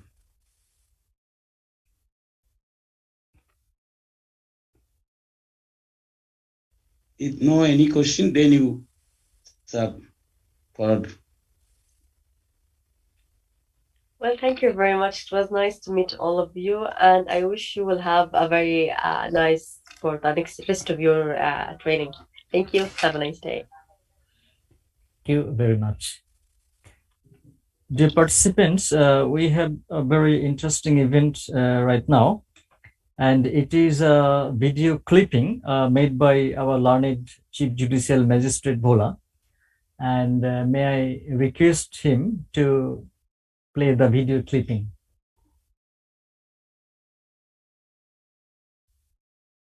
With some Bangla slogan. আসসালামু আলাইকুম। আমাকে আর দিতে হবে, আসলে আমি তো 4:30টার জন্য প্রস্তুত ছিলাম। যদি 2 মিনিট সময় দেন আমার একটু ভালো হয়। I am just copying that thing. যদিও এটা একটা কপি, কিন্তু আমি জাস্ট যে ডিভাইসটাতে করেছি সেটা থেকে ল্যাপটপে নেয়ার জন্য তাহলে অন্য প্রসঙ্গে যাই। আচ্ছা আচ্ছা, এখন অন্য প্রসঙ্গে যাই। বিজ্ঞ জেলা জজ মহোদয়কে অনুরোধ করব, এই যে আজকে ট্রেনিং এর শেষ দিন, 40 ঘন্টা ট্রেনিং এর আজকে শেষ দিন, এই যে ট্রেনিং শেষে তার যে অনুভূতি, সেটা যদি তিনি 2-3 মিনিটের মধ্যে আমাদের সঙ্গে শেয়ার করতেন। সম্মানিত আমাদের বিজ্ঞ জেলা ও দায়রা জজ ভোলা। ধন্যবাদ আমাকে সুযোগ দেওয়ার জন্য। উপস্থিত আমাদের প্রধান প্রশিক্ষক, আমাদের পরম শ্রদ্ধাভাজন বাংলাদেশ সুপ্রিম কোর্টের আপিল বিভাগের জ্যেষ্ঠ বিচারপতি জনাব ইমান আলী স্যার, উপস্থিত বিমসের, আচ্ছা আমার কথা কি শোনা যায়? হ্যাঁ, আমরা শুনতে পাচ্ছি। বিমসের সভাপতি চেয়ারম্যান জনাব সমরেন্দ্র গোস্বামী মহোদয়, উপস্থিত বিমসের দেশ এবং বিদেশের বিভিন্ন ফ্যাকাল্টি মেম্বার, উপস্থিত ভোলা জাজশিপ এবং জুডিশিয়াল ম্যাজিস্ট্রেসি তথা বিচার বিভাগ ভোলায় কর্মরত সকল পর্যায়ের বিচারক, উপস্থিত ভোলা বারের বিজ্ঞ আইনজীবীগণ এবং যারা এই অনুষ্ঠানে দেশ এবং দেশের বাইরে থেকে যুক্ত আছেন, সবাইকে জানাই আমার পক্ষ থেকে আন্তরিক শুভেচ্ছা এবং ধন্যবাদ। একটা বিষয়ে আমাদের সবসময়ের জন্যই চিন্তা ভাবনা ছিল যে মামলার জট আমরা কিভাবে কমাবো। বিমসের এই প্রশিক্ষণের মধ্য দিয়ে আমাকে যেহেতু খুব অল্প সময় দেওয়া হয়েছে, এক কথায় আমি বলতে চাই যে এই মেডিয়েশনের প্রয়োজনীয়তা বা মেডিয়েশনের গুরুত্ব, এটা আমরা এই প্রশিক্ষণ না হলে এইভাবে অনুধাবন করতে পারতাম না। আর যে ঘটনাটা ঘটলো এর মধ্যে দিয়ে আমরা ভোলা বিচার বিভাগের বিচারক এবং আইনজীবীরা একটা সুযোগ পেলাম যে এই আইনটা সহ আমাদের দেশের প্রচলিত বিচার ব্যবস্থার মধ্যে বাইরে, অর্থাৎ আউট অফ বক্স যে চিন্তাটা করতে হবে আমাদের, সেই চিন্তার একটা খোরাক কিন্তু আমরা পেলাম।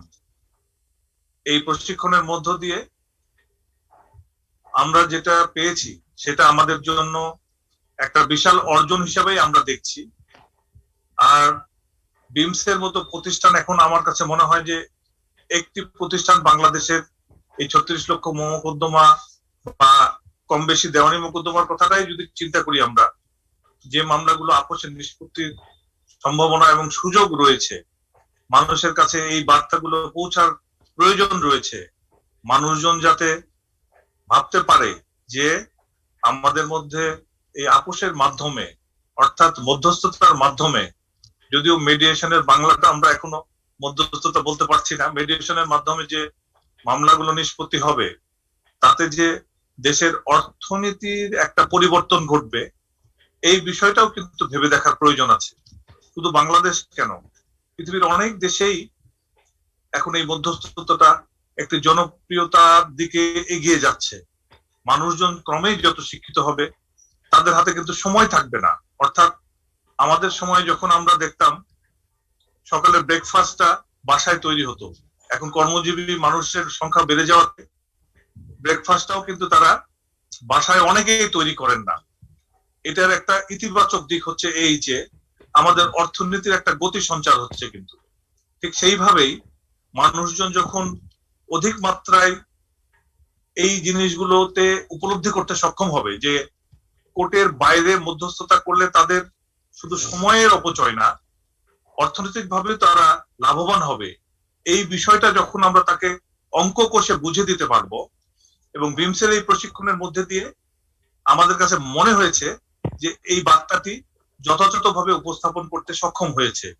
আমি এই ধরনের প্রশিক্ষণের প্রয়োজনীয়তা এবং পরবর্তীতে বিমসের সাথে যে কোনো ধরনের প্রোগ্রাম সহ আমাদের কার্যক্রমকে সম্প্রসারিত বা এইটাকে কিভাবে আরো ফলদায়ক করা যায়, এই বিষয়গুলো নিয়ে আমরা ভোলা জাজশিপ কাজ করতে আগ্রহী।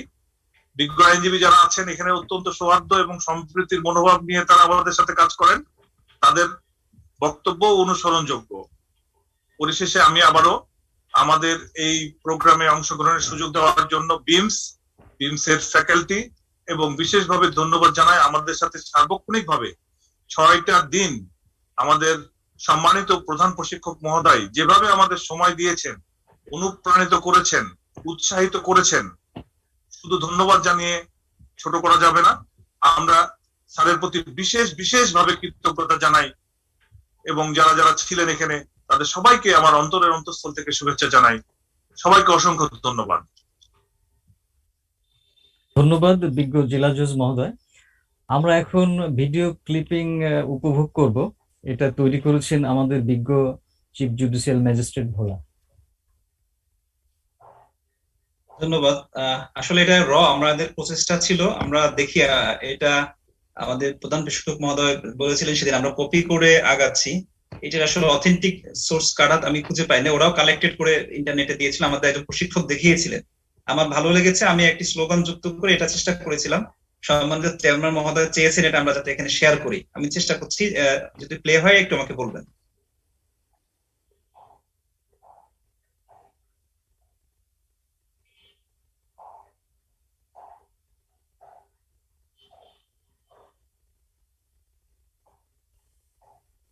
আপনি স্লোগানগুলো কিন্তু একটু বলতে পারেন, তাহলে সুবিধা বোধহয় হয়। যে আমরা এর পরের স্লোগানগুলো বলছি।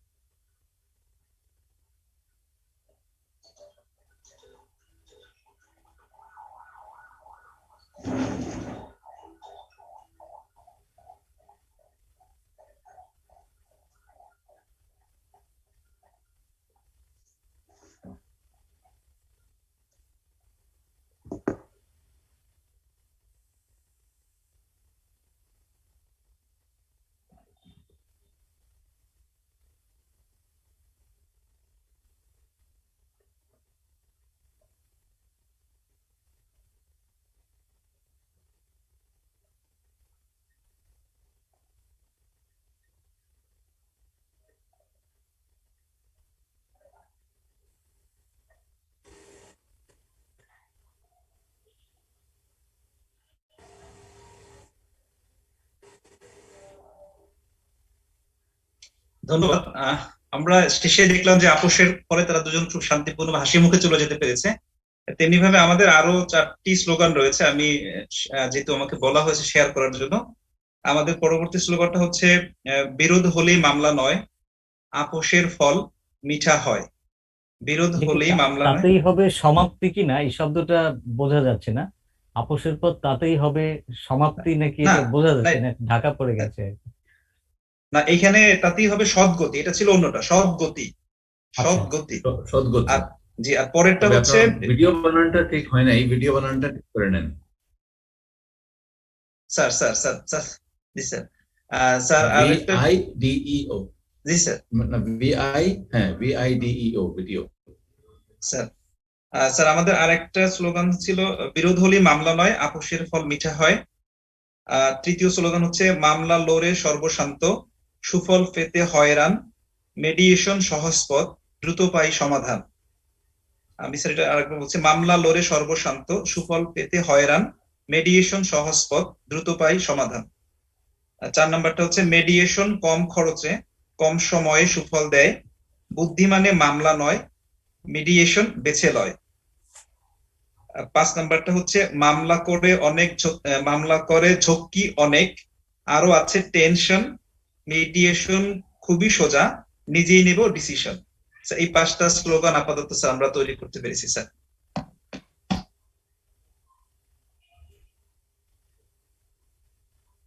ধন্যবাদ। চমৎকার ভিডিও ক্লিপিং এবং চমৎকার বাংলা স্লোগান এগুলো আবিষ্কার করার জন্য, এগুলো খুবই প্রয়োজন আমাদের জন্য। কাজেই আমাদের সবকিছুর সঙ্গে কিন্তু আমাদের সংস্কৃতি জড়িত, আমাদের বাংলা সাহিত্য সংস্কৃতি, এটা মনোটোনাস হয় না, এই জন্য এগুলো আমরা ব্যবহার করতে পারি বলে আমার মনে হয়। তো আমরা প্রায় শেষ পর্যায়ে চলে এসেছি। তো আমি জানি না এই ট্রেনিং, 40 ঘন্টার ট্রেনিং আপনাদের জন্য কতখানি উপকার দিয়েছে। তো যেমনটি বললেন আমাদের বিজ্ঞ জেলা জজ মহোদয়, ভালোই বললেন, ওনারা উপকৃত হয়েছেন। তো যাই হোক, এই যে এই ট্রেনিং লব্ধ জ্ঞান আপনারা প্রয়োগ করবেন, আর কয়েক মিনিট পরে আপনারা অ্যাক্রেডিটেড মিডিয়েটর হয়ে যাচ্ছেন ক্লোজিং রিমার্কের পর থেকেই। তো ক্লোজিং রিমার্ক শুরু হওয়ার আগে আমি বিমসের সম্মানিত চেয়ারম্যান মহোদয়কে অনুরোধ করব আজকে যারা ট্রেনিং এ অংশ নিয়েছেন তাদের উদ্দেশ্যে পথ নির্দেশনা বা গাইডলাইন যাই বলি না কেন এই সম্পর্কে সংক্ষিপ্ত কিছু বলার জন্য বিজ্ঞ চেয়ারম্যান। অনেক ধন্যবাদ। সম্মানিত প্রধান প্রশিক্ষক, বাংলাদেশ সুপ্রিম কোর্টের মাননীয় জ্যেষ্ঠ বিচারপতি এবং আন্তর্জাতিক অঙ্গনের ইন্টারন্যাশনাল মিডিয়েশন অ্যাওয়ার্ড প্রাপ্ত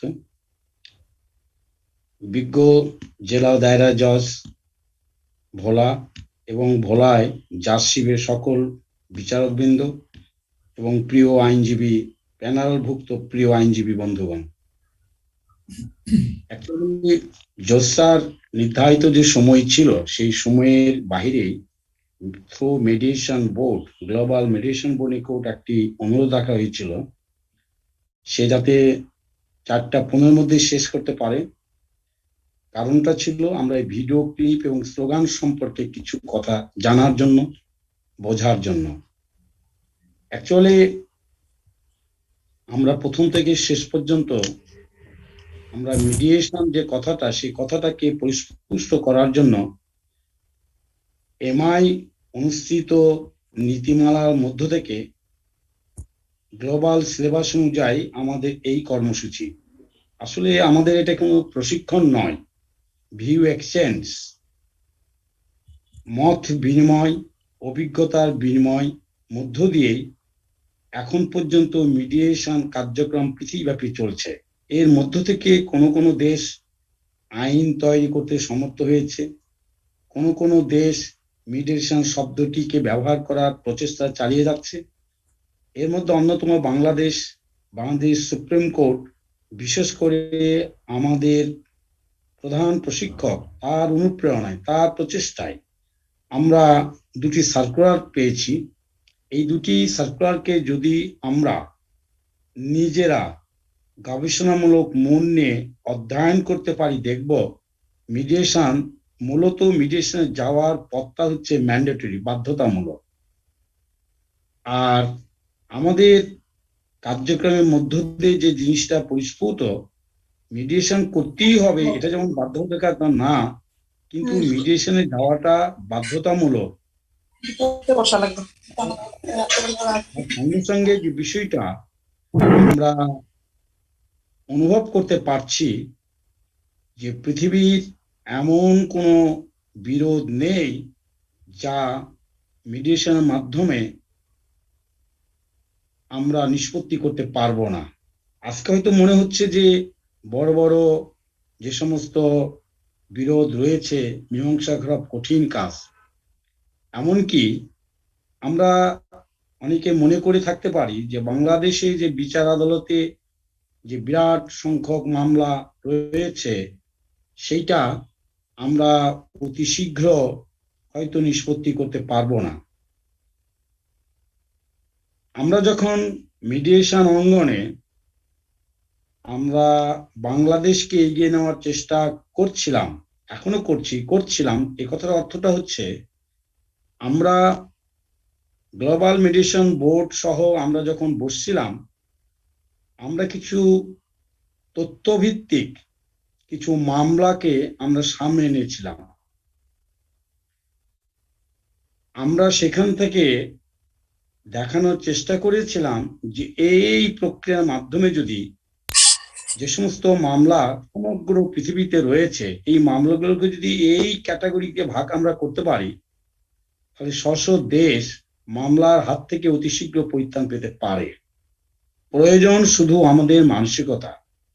যে কথাটা কমিউনিকেশন মিডিয়েশন আলোচনার মধ্য থেকে আমরা জানতে পেরেছি যে বোধ শক্তিকে জাগ্রত করাই কিন্তু মেডিয়েশনের অন্যতম একটা উপাদান। কথাটা বলছি কারণেই বাংলাদেশের আঙ্গিকে যদি আমরা চিন্তা করি, জাস্টিস মোহাম্মদ ইমান আলী আমাদের প্রশিক্ষক মহোদয়, তাকে নিয়ে সুপ্রিম কোর্ট বার অ্যাসোসিয়েশনের একটি মিটিং করা হয়েছিল, ওয়ার্কশপ করা হয়েছিল।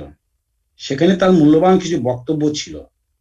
সেই বক্তব্যটা আপনারা ইউটিউবে এখনো দেখতে পারেন, আনসিটাইল স্ক্রিনে রয়েছে, গ্লোবাল স্ক্রিনেও রয়েছে। আপনার টাস্ক করলে বিমস নামের টাস্ক কোনো নাম দিলেই কিন্তু সেটা পেয়ে যাবেন। আমরা তার তথ্য থেকে দুটি সেন্টেন্স আমরা ব্যবহার করে সেই দুটি সেন্টেন্সকে আমরা কোট আনকোট গ্লোবাল মিডিয়েশন বোর্ডে আমরা এনেছিলাম।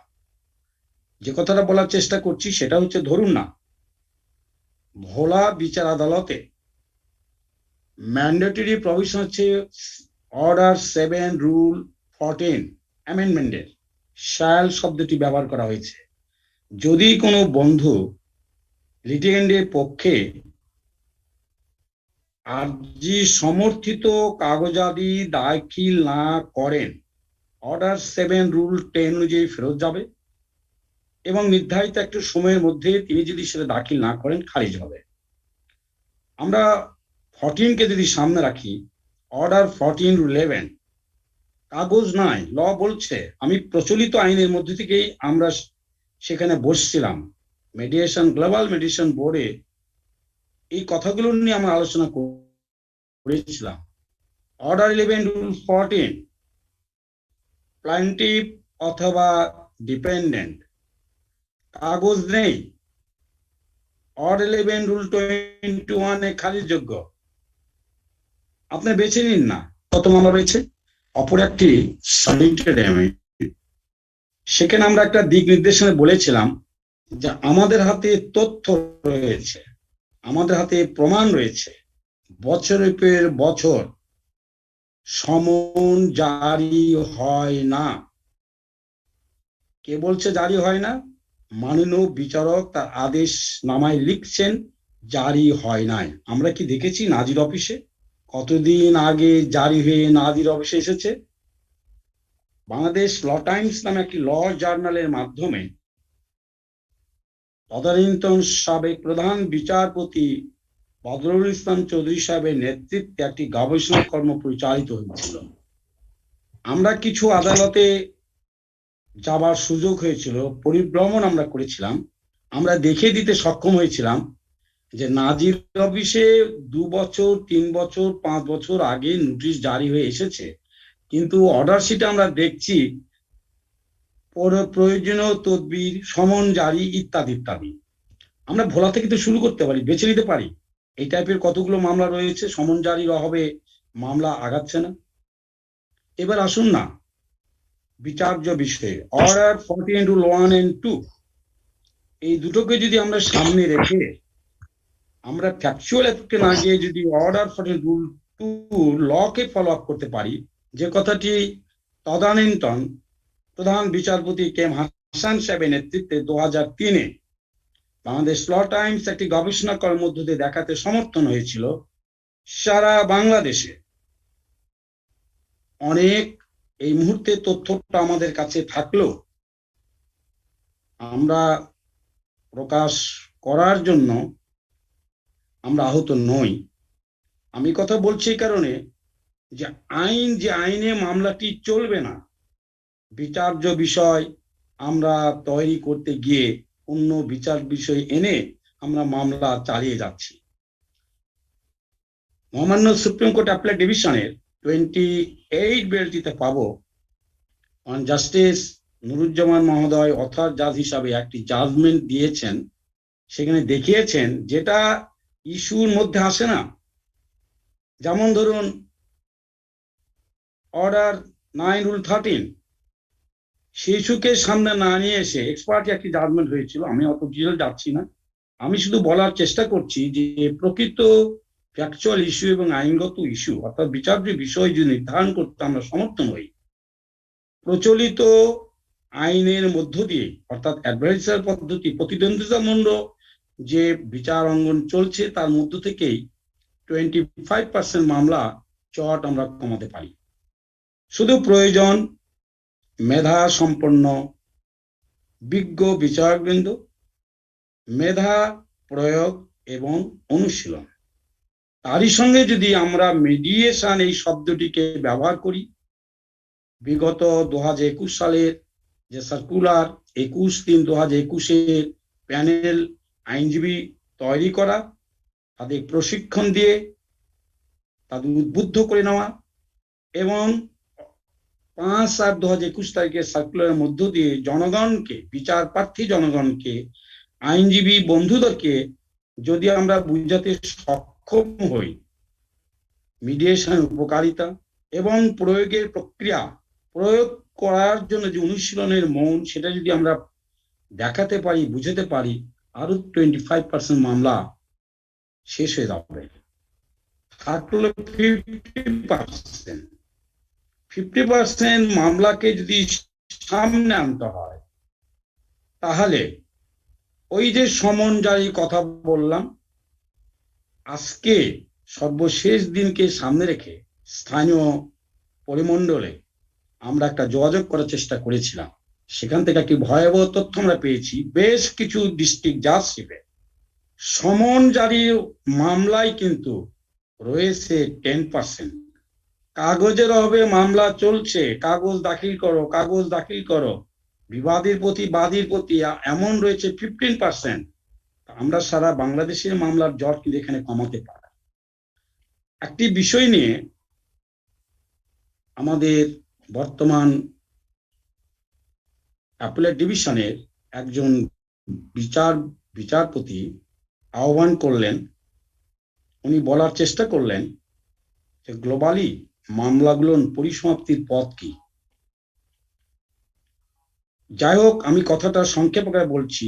এই যাই হোক কথা বলার অর্থটা হচ্ছে, অনেক কিছু বলার পরে যখন আমরা বললাম যে দেখুন, অনেক আগে 498 মামলার বেল হয়েছে, রুল ইস্যু আছে, এই মামলাগুলো তো আপনার সুপ্রিম কোর্টের মামলার সংখ্যার মধ্যে পড়ে। হ্যাঁ পড়ে। অনেক আগে 561 কোয়াশমেন্টের মামলা রুল হয়েছে, স্টে হয়েছে। আমরা কি পরবর্তী সন্ধান নিয়েছি? 2003, 2002, 2004 সালে রুল এখনো পেন্ডিং। জামিন যেটা হয়েছিল, জামিনের যে রুলগুলো, সেই রুলগুলো এখনো পেন্ডিং। কথাটা বলার কারণ জিজ্ঞাসিত যখন হলাম, আমি ছোট্ট একটা উদাহরণ বললাম, আপনি একটা দিন ঠিক করুন না। যেমন আমি পূর্বেই কিন্তু বলেছিলাম, আমাদের প্রধান প্রশিক্ষক মহোদয় অন্য এক আলোচনায় বলেছিলেন যে সপ্তাহে একটা দিন যদি মেডিটেশনের জন্য বিচার অঙ্গনে রাখতে পারি, ওই কথাটাকে সামনে রেখেই সম্মানিত বিচারপতিকে আমি যখন বললাম যে আপনি সপ্তাহে একটা বা দুটো দিন করুন না, এই যে 561, 498 মামলাগুলোর যেটা রুল পেন্ডিং, জামিন অনেক আগে হয়েছে, কসমেন্টের রুল হয়ে আছে, স্টে হয়ে আছে। আমরা জানি অনেক মামলায় নির্ধারিত সময়ের মধ্যে আপিল করতে না পারলে স্পেশাল ল অনুযায়ী আমরা 561A তে এসে থাকি। দেখুন এই সমস্ত মামলাগুলো কার্যক্রম চলছে। আমি বিষয়ে কোনো মন্তব্য এই মুহূর্তে করবো না। আমি কথাগুলো বলার উদ্দেশ্য শুধু এইটুক, সংযোগ, তথ্য প্রদান এবং তথ্য গ্রহণ, এই বিষয়টিকে যদি আমরা অনুশীলন করি, তাহলে বোধ শক্তির জাগ্রত করতে আমরা কিন্তু অনুপ্রেরণা লাভ করব। আমরা হয়তো অনেক আমাদের লাস্ট রিসার্চ পার্সন ছিলেন যশরা না, আর হয়তো কিছু সেন্টেন্স বুঝতে আমি মনে করি সবাই আমরা বুঝেছি, তবুও যদি কোনো অসুবিধা না হয়ে থাকে, উনি কিন্তু পরিষ্কার ভাবে ইম্পাস কথাটা কেমন ভাবে নিয়ে আসলেন যে সেটা কি মেন্টাল স্প্লিট। 4th স্লাইডে আপনার ইউটিউবে কিন্তু পরে দেখতে পাবেন, আমাদের এগুলো সব সংরক্ষিত। আপনার কি ইচ্ছা করলে সবার বক্তব্য কিন্তু আবারও দেখতে পাবেন। সম্ভবত 5th স্লাইড দেখালেন যে সিগন্যাল, আমরা কমিউনিকেশনের মধ্যে যে সিগন্যাল পেয়েছি, সিগন্যালটা একটু আলাদা। কিসের সিগন্যাল? আমি বিজ্ঞ জেলা দায়রা জজ মহোদয়ের চেয়ার থেকে যদি আমি একটা দিন তো দেখি যে আমার এই জাজশিপের মধ্যে কতগুলো নোটিশ জারির জন্য মামলা চলছে, কতগুলো মামলা চলছে কাগজ দাখিল না করেই, কতগুলো মামলা চলছে সাক্ষী এসে 2 দিন পাহারা দিয়ে অনেক সাক্ষী মারা গিয়েছে, এমন তথ্য আমাদের হাতে রয়েছে। সাক্ষী সাক্ষী সাক্ষী চলছে, সাক্ষী হয়ে গিয়েছে, সাক্ষী মারা গিয়েছে, এমনও তথ্য আমাদের কাছে আছে, বিবাদী বা বাদী পক্ষ রিকল করছেন, রিকল চলছে। এটাকে বলছি আমরা আমাদের মেডিয়েশন ওয়ার্ডের সিগন্যাল। এই সিগন্যাল যদি আমরা ধরতে পারি, আর সেখানটা থেকে যদি আমরা মনে করি হ্যাঁ জনগণের জন্য, জনগণের স্বার্থে, জনগণের প্রয়োজনে এই বিচারাঙ্গন আর বিশ্ব শান্তি স্থাপনের জন্য বিচারাঙ্গন, অবশ্যই বিচারাঙ্গনে মেধা সম্পন্ন বিচারকদের দ্বারা, মেধা সম্পন্ন আইনজীবীদের মাধ্যমে এই সিগন্যাল আমরা হাতের মধ্যে নিয়ে মামলার জট কিন্তু অতি সত্ত্বর আমরা কমাতে পারি। আর তার সঙ্গে সঙ্গে আজকে আপনাদের যে প্রশিক্ষণ সমাপ্ত হলো, আসলে এটা সমাপ্ত না, এটা শুরু। এখানে 40 ঘন্টা ব্যাপী প্রশিক্ষণের মধ্য থেকে আমরা কিছু সিগন্যাল দিয়েছি আপনাদের, সিগন্যাল দেবার প্রচেষ্টা আমরা করেছি। সেই সিগন্যালগুলো কি, সেই সম্পর্কে একটি বিষয় আসবে, রেসপন্স। এই রেসপন্সের শব্দটিকে নেবার জন্য দায়িত্বশীলতা আজ থেকে আপনাদের সৃষ্টি হলো, ন্যাশনালি ইন্টারন্যাশনালি। জাতীয়ভাবে আমি আমার আদালতের মামলার জট কমাবো, বিরোধ বিমুখ নিষ্পত্তি প্রক্রিয়াকে এগিয়ে নেব। আন্তর্জাতিক অঙ্গনে যেটা আইসিসির কথা হয়েছে, সিঙ্গাপুর কনভেনশনের কথা হয়েছে ক্ষুদ্র আকারে, নিউ ইয়র্ক কনভেনশনের কথা হয়েছে, আমরা যদি দেশকে ত্বরান্বিত করতে চাই ব্যবসা বাণিজ্য ইত্যাদিতে ইন্টারন্যাশনালি, তাহলে দেশের মধ্যে যেমন মেধাবান বিচারক বিচারপতি প্রয়োজন, আন্তর্জাতিক অঙ্গনে প্রশিক্ষণ প্রাপ্ত আপনাদের মতো অ্যাক্রিডিটেড মেডিয়েটর প্রয়োজন। এই অ্যাক্রিডিটেড মেডিয়েটর এমন একটি পদবি, এমন একটি দৃশ্যমান কাগজ, যা দ্বারা পৃথিবীর বিভিন্ন জায়গায় আপনারা যেতে পারেন, নিজেরা নিজেদের মেধা প্রয়োগ করে পৃথিবীতে জ্ঞানী গুণীর কাতারে আমরা আসতে পারি। কথাটি এইভাবে বলতে চাই যে আমরা মাসের মধ্যেই এই অ্যাক্রিডিটেশন সার্টিফিকেট আমরা প্রদান করব। আমাদের প্রধান প্রশিক্ষকের অনুমতি সাপেক্ষে তার সঙ্গে আলোচনা করে আমরা একটি অংশ ভোলার ব্যাপারে চাই, আমরা ভোলাতে ফিজিক্যালি আমরা করতে পারি কিনা। আরেকটি অংশ যদিও কথাটি বলছি না, মহামান্য সুপ্রিম কোর্টের কয়েকজন বিচারপতি বলার চেষ্টা করছেন অন্যভাবে যে ঢাকাতে ইত্যাদি ইত্যাদি বিষয়গুলো আপনাদের কানে দেওয়ার উদ্দেশ্য আমার এইটা। নিশ্চয়ই আপনাদের সবার অনেকের সঙ্গে যোগাযোগ রয়েছে, ভুল বার্তা যাতে না যায়, আমরা এখনো সিদ্ধান্ত নিই নাই ঢাকাতে অথবা ভোলাতে। তো মূলত আই কন্ট্যাক্ট যেটা বারবার বলার আমার চেষ্টা করেছিলাম, যে আই কন্ট্যাক্টটা কিন্তু একটি মিডিয়েশন প্রশিক্ষণের অন্যতম একটি উপাদান। হিউম্যান সাইকোলজিস্ট, একজন সাইকোলজিস্টের দ্বারা যেনারা অ্যাক্রিডিটেড মেডিয়েটর হতে যাচ্ছেন, তাদের মূল্যায়ন করা প্রয়োজন। হ্যাঁ, ইতিমধ্যেই স্ক্রিনের দ্বারা যতটুকু সম্ভব সে কার্যক্রমগুলো চলছে, চালানো হচ্ছে।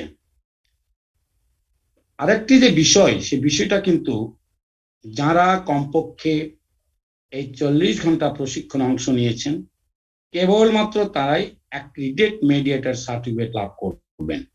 এখানে 3টি প্রক্রিয়া রয়েছে। একটি প্রক্রিয়া হচ্ছে স্থানীয় জেলা জজ বাহাদুর, তিনি একটা রিপোর্ট করবেন। রিপোর্টের কিন্তু উপাদান থাকবে অংশগ্রহণ করা। আমরা কি বুঝলাম না সেটা না, আমি অংশগ্রহণ করেছি কি করি নাই, ফার্স্ট রিকোয়ারমেন্ট।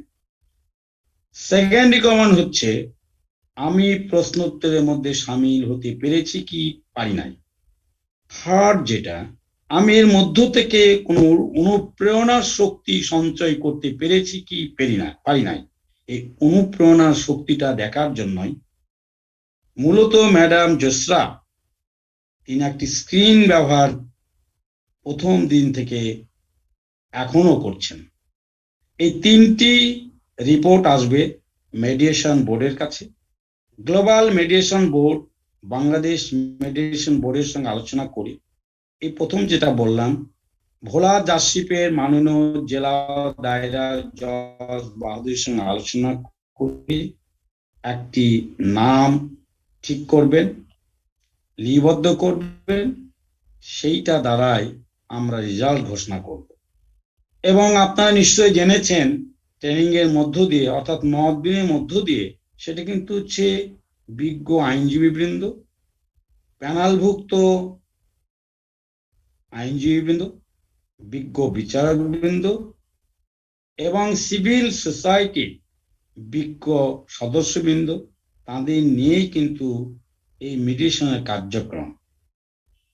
আমার গ্লোবাল মেডিয়েশন বোর্ড থেকে জানানো হয়েছে, আমি যদিও এখনো জানি না, যে নিশ্চয় ভোলা জাসিবে 10 ঘন্টা ইতিপূর্বে 10 ঘন্টা প্রশিক্ষণ হয়েছিল, সেখানে বোধহয় কেউ কেউ রয়েছেন।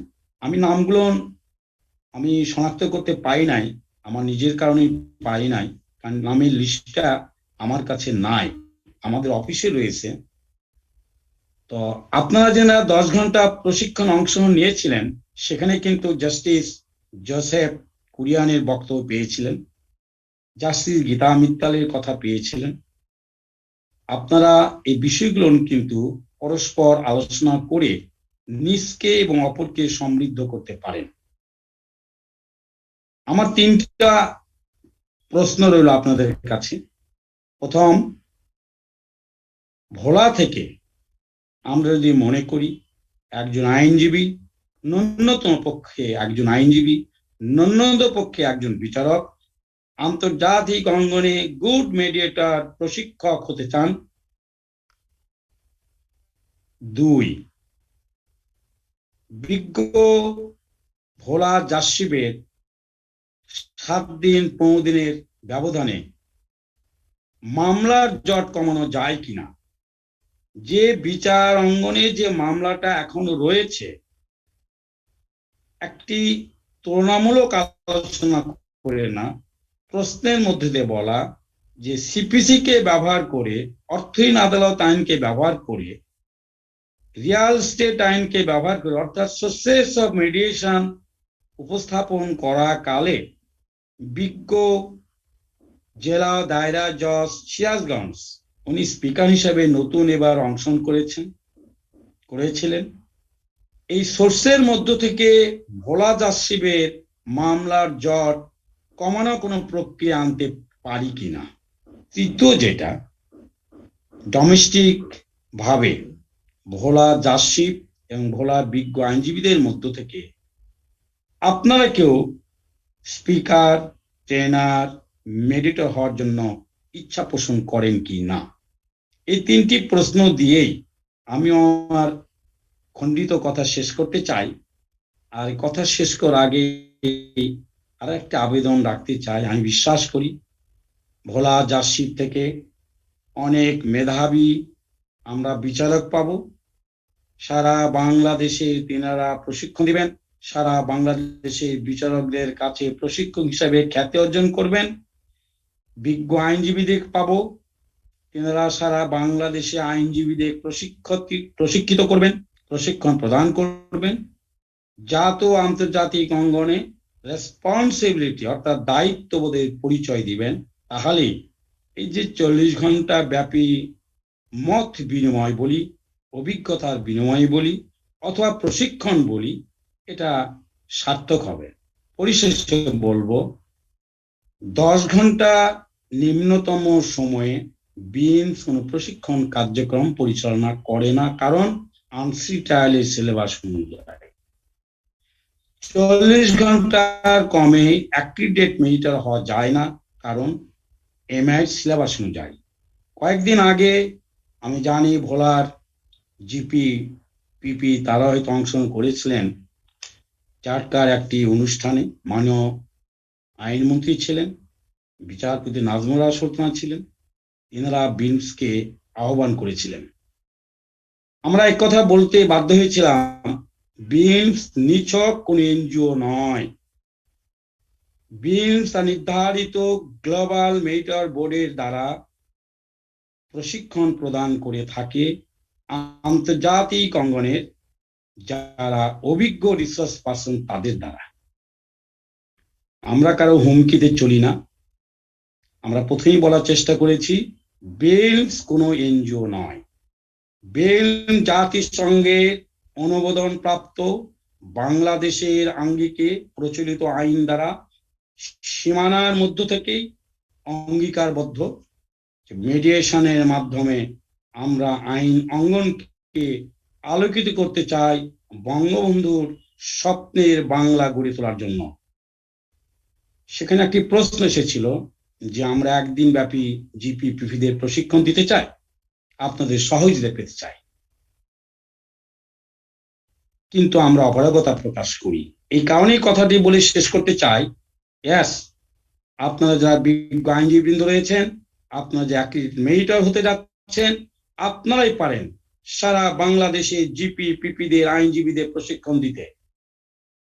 সিরাজগঞ্জ এবং দ্বিতীয় ধাপে ভোলা, আপনারা সম্মিলিতভাবে সারা বাংলাদেশে প্রশিক্ষণ কার্যক্রম চালিয়ে যেতে পারেন।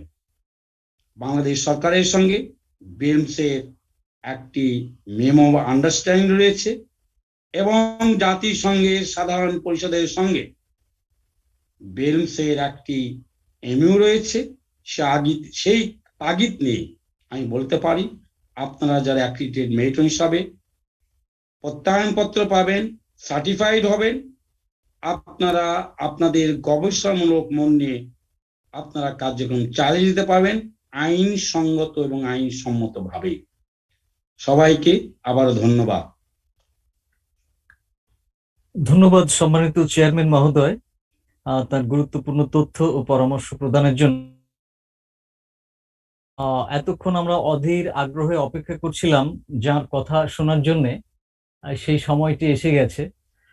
আমাদের শ্রদ্ধাভাজন প্রধান প্রশিক্ষক, বাংলাদেশ সুপ্রিম কোর্টের আপিল বিভাগের জ্যেষ্ঠতম বিচারপতি, মাননীয় বিচারপতি জনাব মোহাম্মদ ইমান আলী, তার সমাপ্তি ভাষণের মধ্য দিয়েই আজকের 40 ঘন্টা মিডিয়েশন প্রশিক্ষণ সমাপ্ত হবে।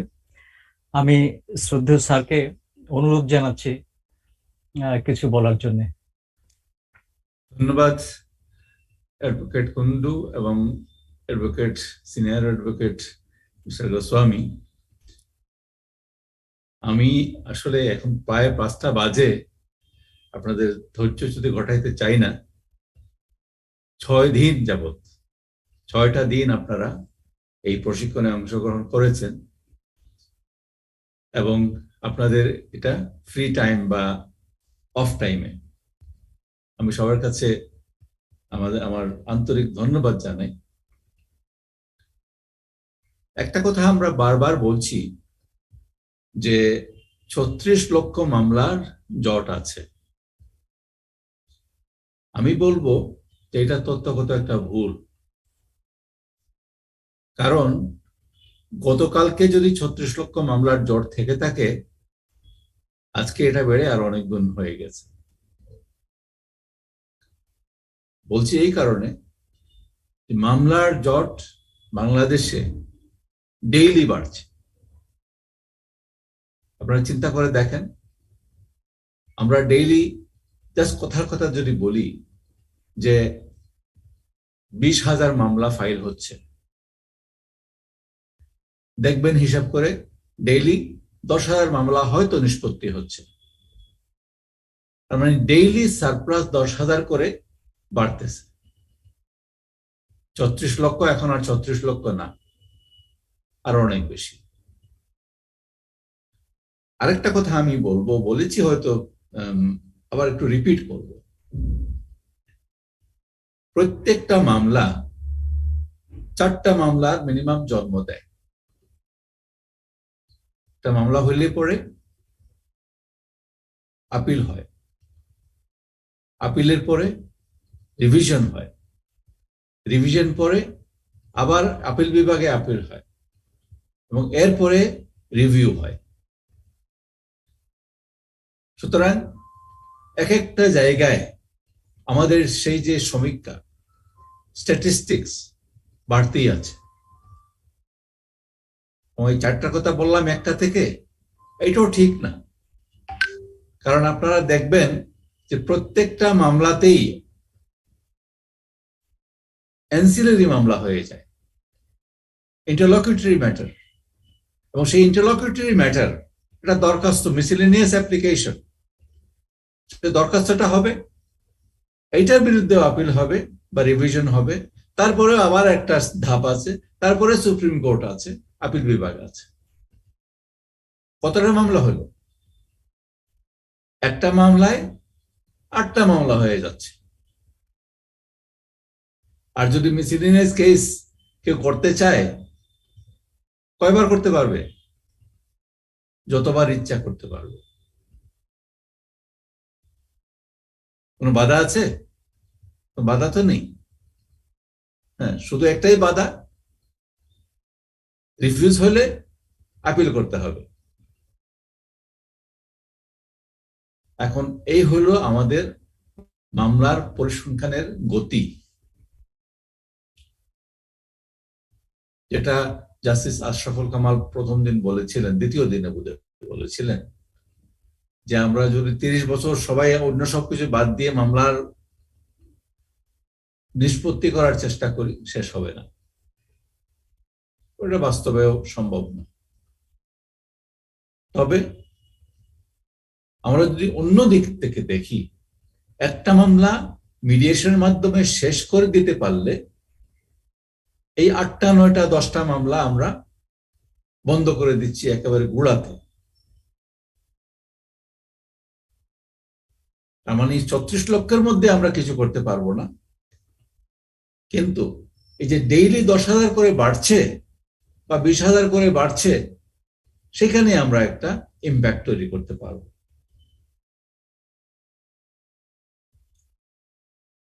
এবং এইটাই হচ্ছে আমি মনে করি আমাদের লক্ষ্য।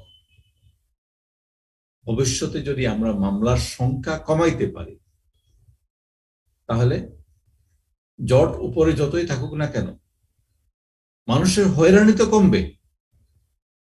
আমরা যে বলছি বারবার, মিডিয়েশন ইকুয়ালস টু পিস, সমাজে সেই শান্তিটা তো আসবেই, আসবে। আমাদের চেয়ারম্যান সাহেব বলছেন যে মিডিয়েশনে যাওয়া মানে বোধশক্তিকে জাগ্রত করা। মিডিয়েশনে গেলেই যে মিডিয়েশন হয়ে যাবে আমরা নিশ্চিত বলতে পারি না, সার্টেনলি নট। তবে সমীক্ষা যেটা দেখাচ্ছে বিভিন্ন দেশে, সিঙ্গাপুরের একটা সমীক্ষা আমি প্রায়ই বলে থাকি, সিঙ্গাপুরের চিফ জাস্টিস বলছিলেন যে ওনাদের মিডিয়েশনে গেলে পরে 70% কেসেস আর ডিসপোজড থ্রু মিডিয়েশন। তার মানে চিন্তা করেন, আমার 20,000 মামলার মধ্যে 70% যদি মিডিয়েশনের মাধ্যমে শেষ করা যায়, শেষ করা যেত, খুশি হতাম না আমরা? এবং এটাও বলছিলেন যে মিডিয়েশন একদিনের মধ্যে শেষ হয়ে যায় বেশিরভাগ ক্ষেত্রে। তবে সবচেয়ে বড় কথা হচ্ছে যে আমাদের দেশের লোক এখনো জানে না মিডিয়েশনের বেনিফিট গুলা কি আছে। এটা ফ্যাক্ট। আমরা গত 1 বছর ধরে চেষ্টা করছি।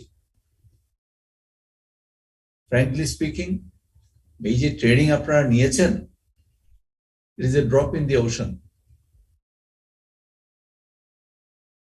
কয়জন আছি আমরা? 20-30 জন, 40 জন যারা প্রশিক্ষিত। এখন সারা দেশে কত লোক আছে, কত জাজ আছে, কত মামলা আছে, আর কত মামলা হবে। But this is the beginning. আমি মনে করি যে আমরা একটা বীজ রোপণ করছি বা করলাম, এখন সেটাকে পানি দেওয়ার দায়িত্ব হচ্ছে আপনাদের। বীজ থেকে গাছ হয়, গাছ বড় হয়, যত্ন করলে এটা তাগড়া হয়, ভালো ফল ধরে, বছরের পর বছর ফল ধরে। এবং সেই কাজটা চালিয়ে যাওয়ার দায়িত্ব হচ্ছে আপনাদের উপর।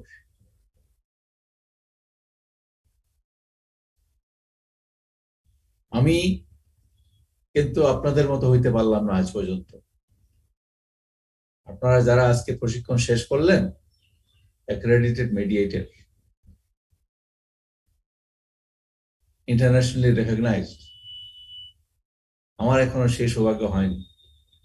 আশা করছি আমাদের চেয়ারম্যান সাহেব হয়তো একটা ব্যবস্থা করবেন ডিসেম্বরের পরে, যাতে বিনা পয়সায় যেন একটা অ্যাক্রেডিটেড মিডিয়েটরের সার্টিফিকেট পাইতে পারি। সবাইকে আবার ধন্যবাদ জানাই। চেষ্টা করে যাব। ওই যে একটা আপনি চিন্তা করে দেখেন, বাজারে অনেকে যায় একটা কিছু কেনার জন্য, বাজারে গেলে দেখা যায় যে আরো দুই একটা জিনিস পাওয়া যায় যেগুলো কাজে লাগে। মিডিয়েশন অনেকটা আমি মনে করবো এই স্টেজে ওই রকম। পাঠিয়ে দেন মিডিয়েশনে, শুরু করেন মিডিয়েশন, বেনিফিট গুলা দেখতে দেন, ভালো করে বোঝাবার চেষ্টা করেন। প্রত্যেকটা কেস মিডিয়েশনের নিষ্পত্তি হলে পরে আমাদের কত বেনিফিট আপনারা চিন্তা করলে একটু ভেবে দেখতে দেখবেন। Every case mediated equals to 10 cases disposed forever and peace in society. আর জজ সাহেবদের তো একটা বেনিফিটও আছে। Every case mediated equals to 2 case disposed. এবং তাড়াতাড়ি দ্রুত গতিতে শেষ হবে। তবে হ্যাঁ, এটা এখন ফরমেটিভ স্টেজে আছে, বসার জায়গা নেই। হবে, নিশ্চয়ই হবে। যখন আমাদের অথরিটি বুঝতে পারবেন যে ফ্যাসিলিটি করে দেওয়ার দরকার আছে, ইনফ্রাস্ট্রাকচার বিল্ড করার দরকার আছে, এবং সেই ইনফ্রাস্ট্রাকচার যখন বিল্ড হবে তখন এই নলেজের প্রলিফারেশন হবেই, এবং সেই বেনিফিট আমরা অদূর ভবিষ্যতে পাবো। Unless you start, you never go anywhere. শুরু করলেই তখন বোঝা যায় বেনিফিট কোথায় কখন আসে। তো শেষ মুহূর্তে আপনাদেরকে আবার ধন্যবাদ জানাই, কনগ্রাচুলেশন জানাই ফর বিকামিং অ্যাক্রেডিটেড মিডিয়েটরস, এবং আপনাদের সবাইকে বেস্ট অফ লাক উইশ করছি for yourselves, for the country, for the people of this country. ধন্যবাদ সবাইকে। সবাই ভালো থাকবেন। ধন্যবাদ স্যার, আপনার মূল্যবান বক্তব্যের জন্য। সম্মানিত প্রশিক্ষণার্থী বৃন্দ, 40 ঘন্টার মিডিয়েশন প্রশিক্ষণের আজকে শেষ পর্যায়ে আমরা এসে পৌঁছেছি। আমি বলবো না বিবাদ মীমাংসায় এই প্রশিক্ষণ একটা নতুন দিগন্ত আপনাদের জন্য উন্মুক্ত করেছে বা আপনাদের জন্য নতুন দিগন্ত উন্মোচিত হয়েছে, আমি সেটি বলবো না। তবে আমি এটি বলবো যে এই প্রশিক্ষণ যদি আপনাদের চিন্তা চেতনা বা বিবেককে বিন্দুমাত্র নাড়া দিয়ে থাকে, এবং এই প্রশিক্ষণ পাওয়ার পর আপনারা যদি শান্তি প্রতিষ্ঠায় বিন্দুমাত্র অবদান রাখতে পারেন, তাহলে এই প্রশিক্ষণ সফল হয়েছে বলে বিমস মনে করবে। সবাইকে অনেক অনেক শুভেচ্ছা, অভিনন্দন। আজকের মতো এখানে শেষ করছি, তবে হয়তো অন্যদিন অন্য কোনো অনুষ্ঠানে আপনাদের সঙ্গে দেখা হবে। ততদিন ভালো থাকুন, সুস্থ থাকুন। ধন্যবাদ স্যার। ধন্যবাদ সবাইকে। আসসালামু আলাইকুম। আইটি পার্সনকে কিছু অপেক্ষা করতে বলবো। আইটি পার্সন মিস্টার জাহান সাহেব, আমাদের কিছু সময় দিন, আমরা কিছু আলোচনা করবো আনঅফিশিয়ালি। জাহান সাহেব, আমাদের কিছু সময় দিবেন। ওকে স্যার, সমস্যা নেই। আমি বিজ্ঞ জেলা জজ, আমাদের অফিসিয়ালি এটা তো শেষ। পঙ্কজ স্যার, এটা শেষ। না আপনি থাকেন স্যার থাকেন এটা ফর্মালি শেষ হয়ে গেছে, ফর্মালি শেষ হয়ে গেছে। ফর্মালি শেষ, ইনফর্মাল আমরা কিছু আলাপ করি আর কি। রেকর্ডিং বন্ধ করে দেন। Recording stopped. The recording has stopped. বিকো জেলা দায়রা জজ মহোদয় জি জি জি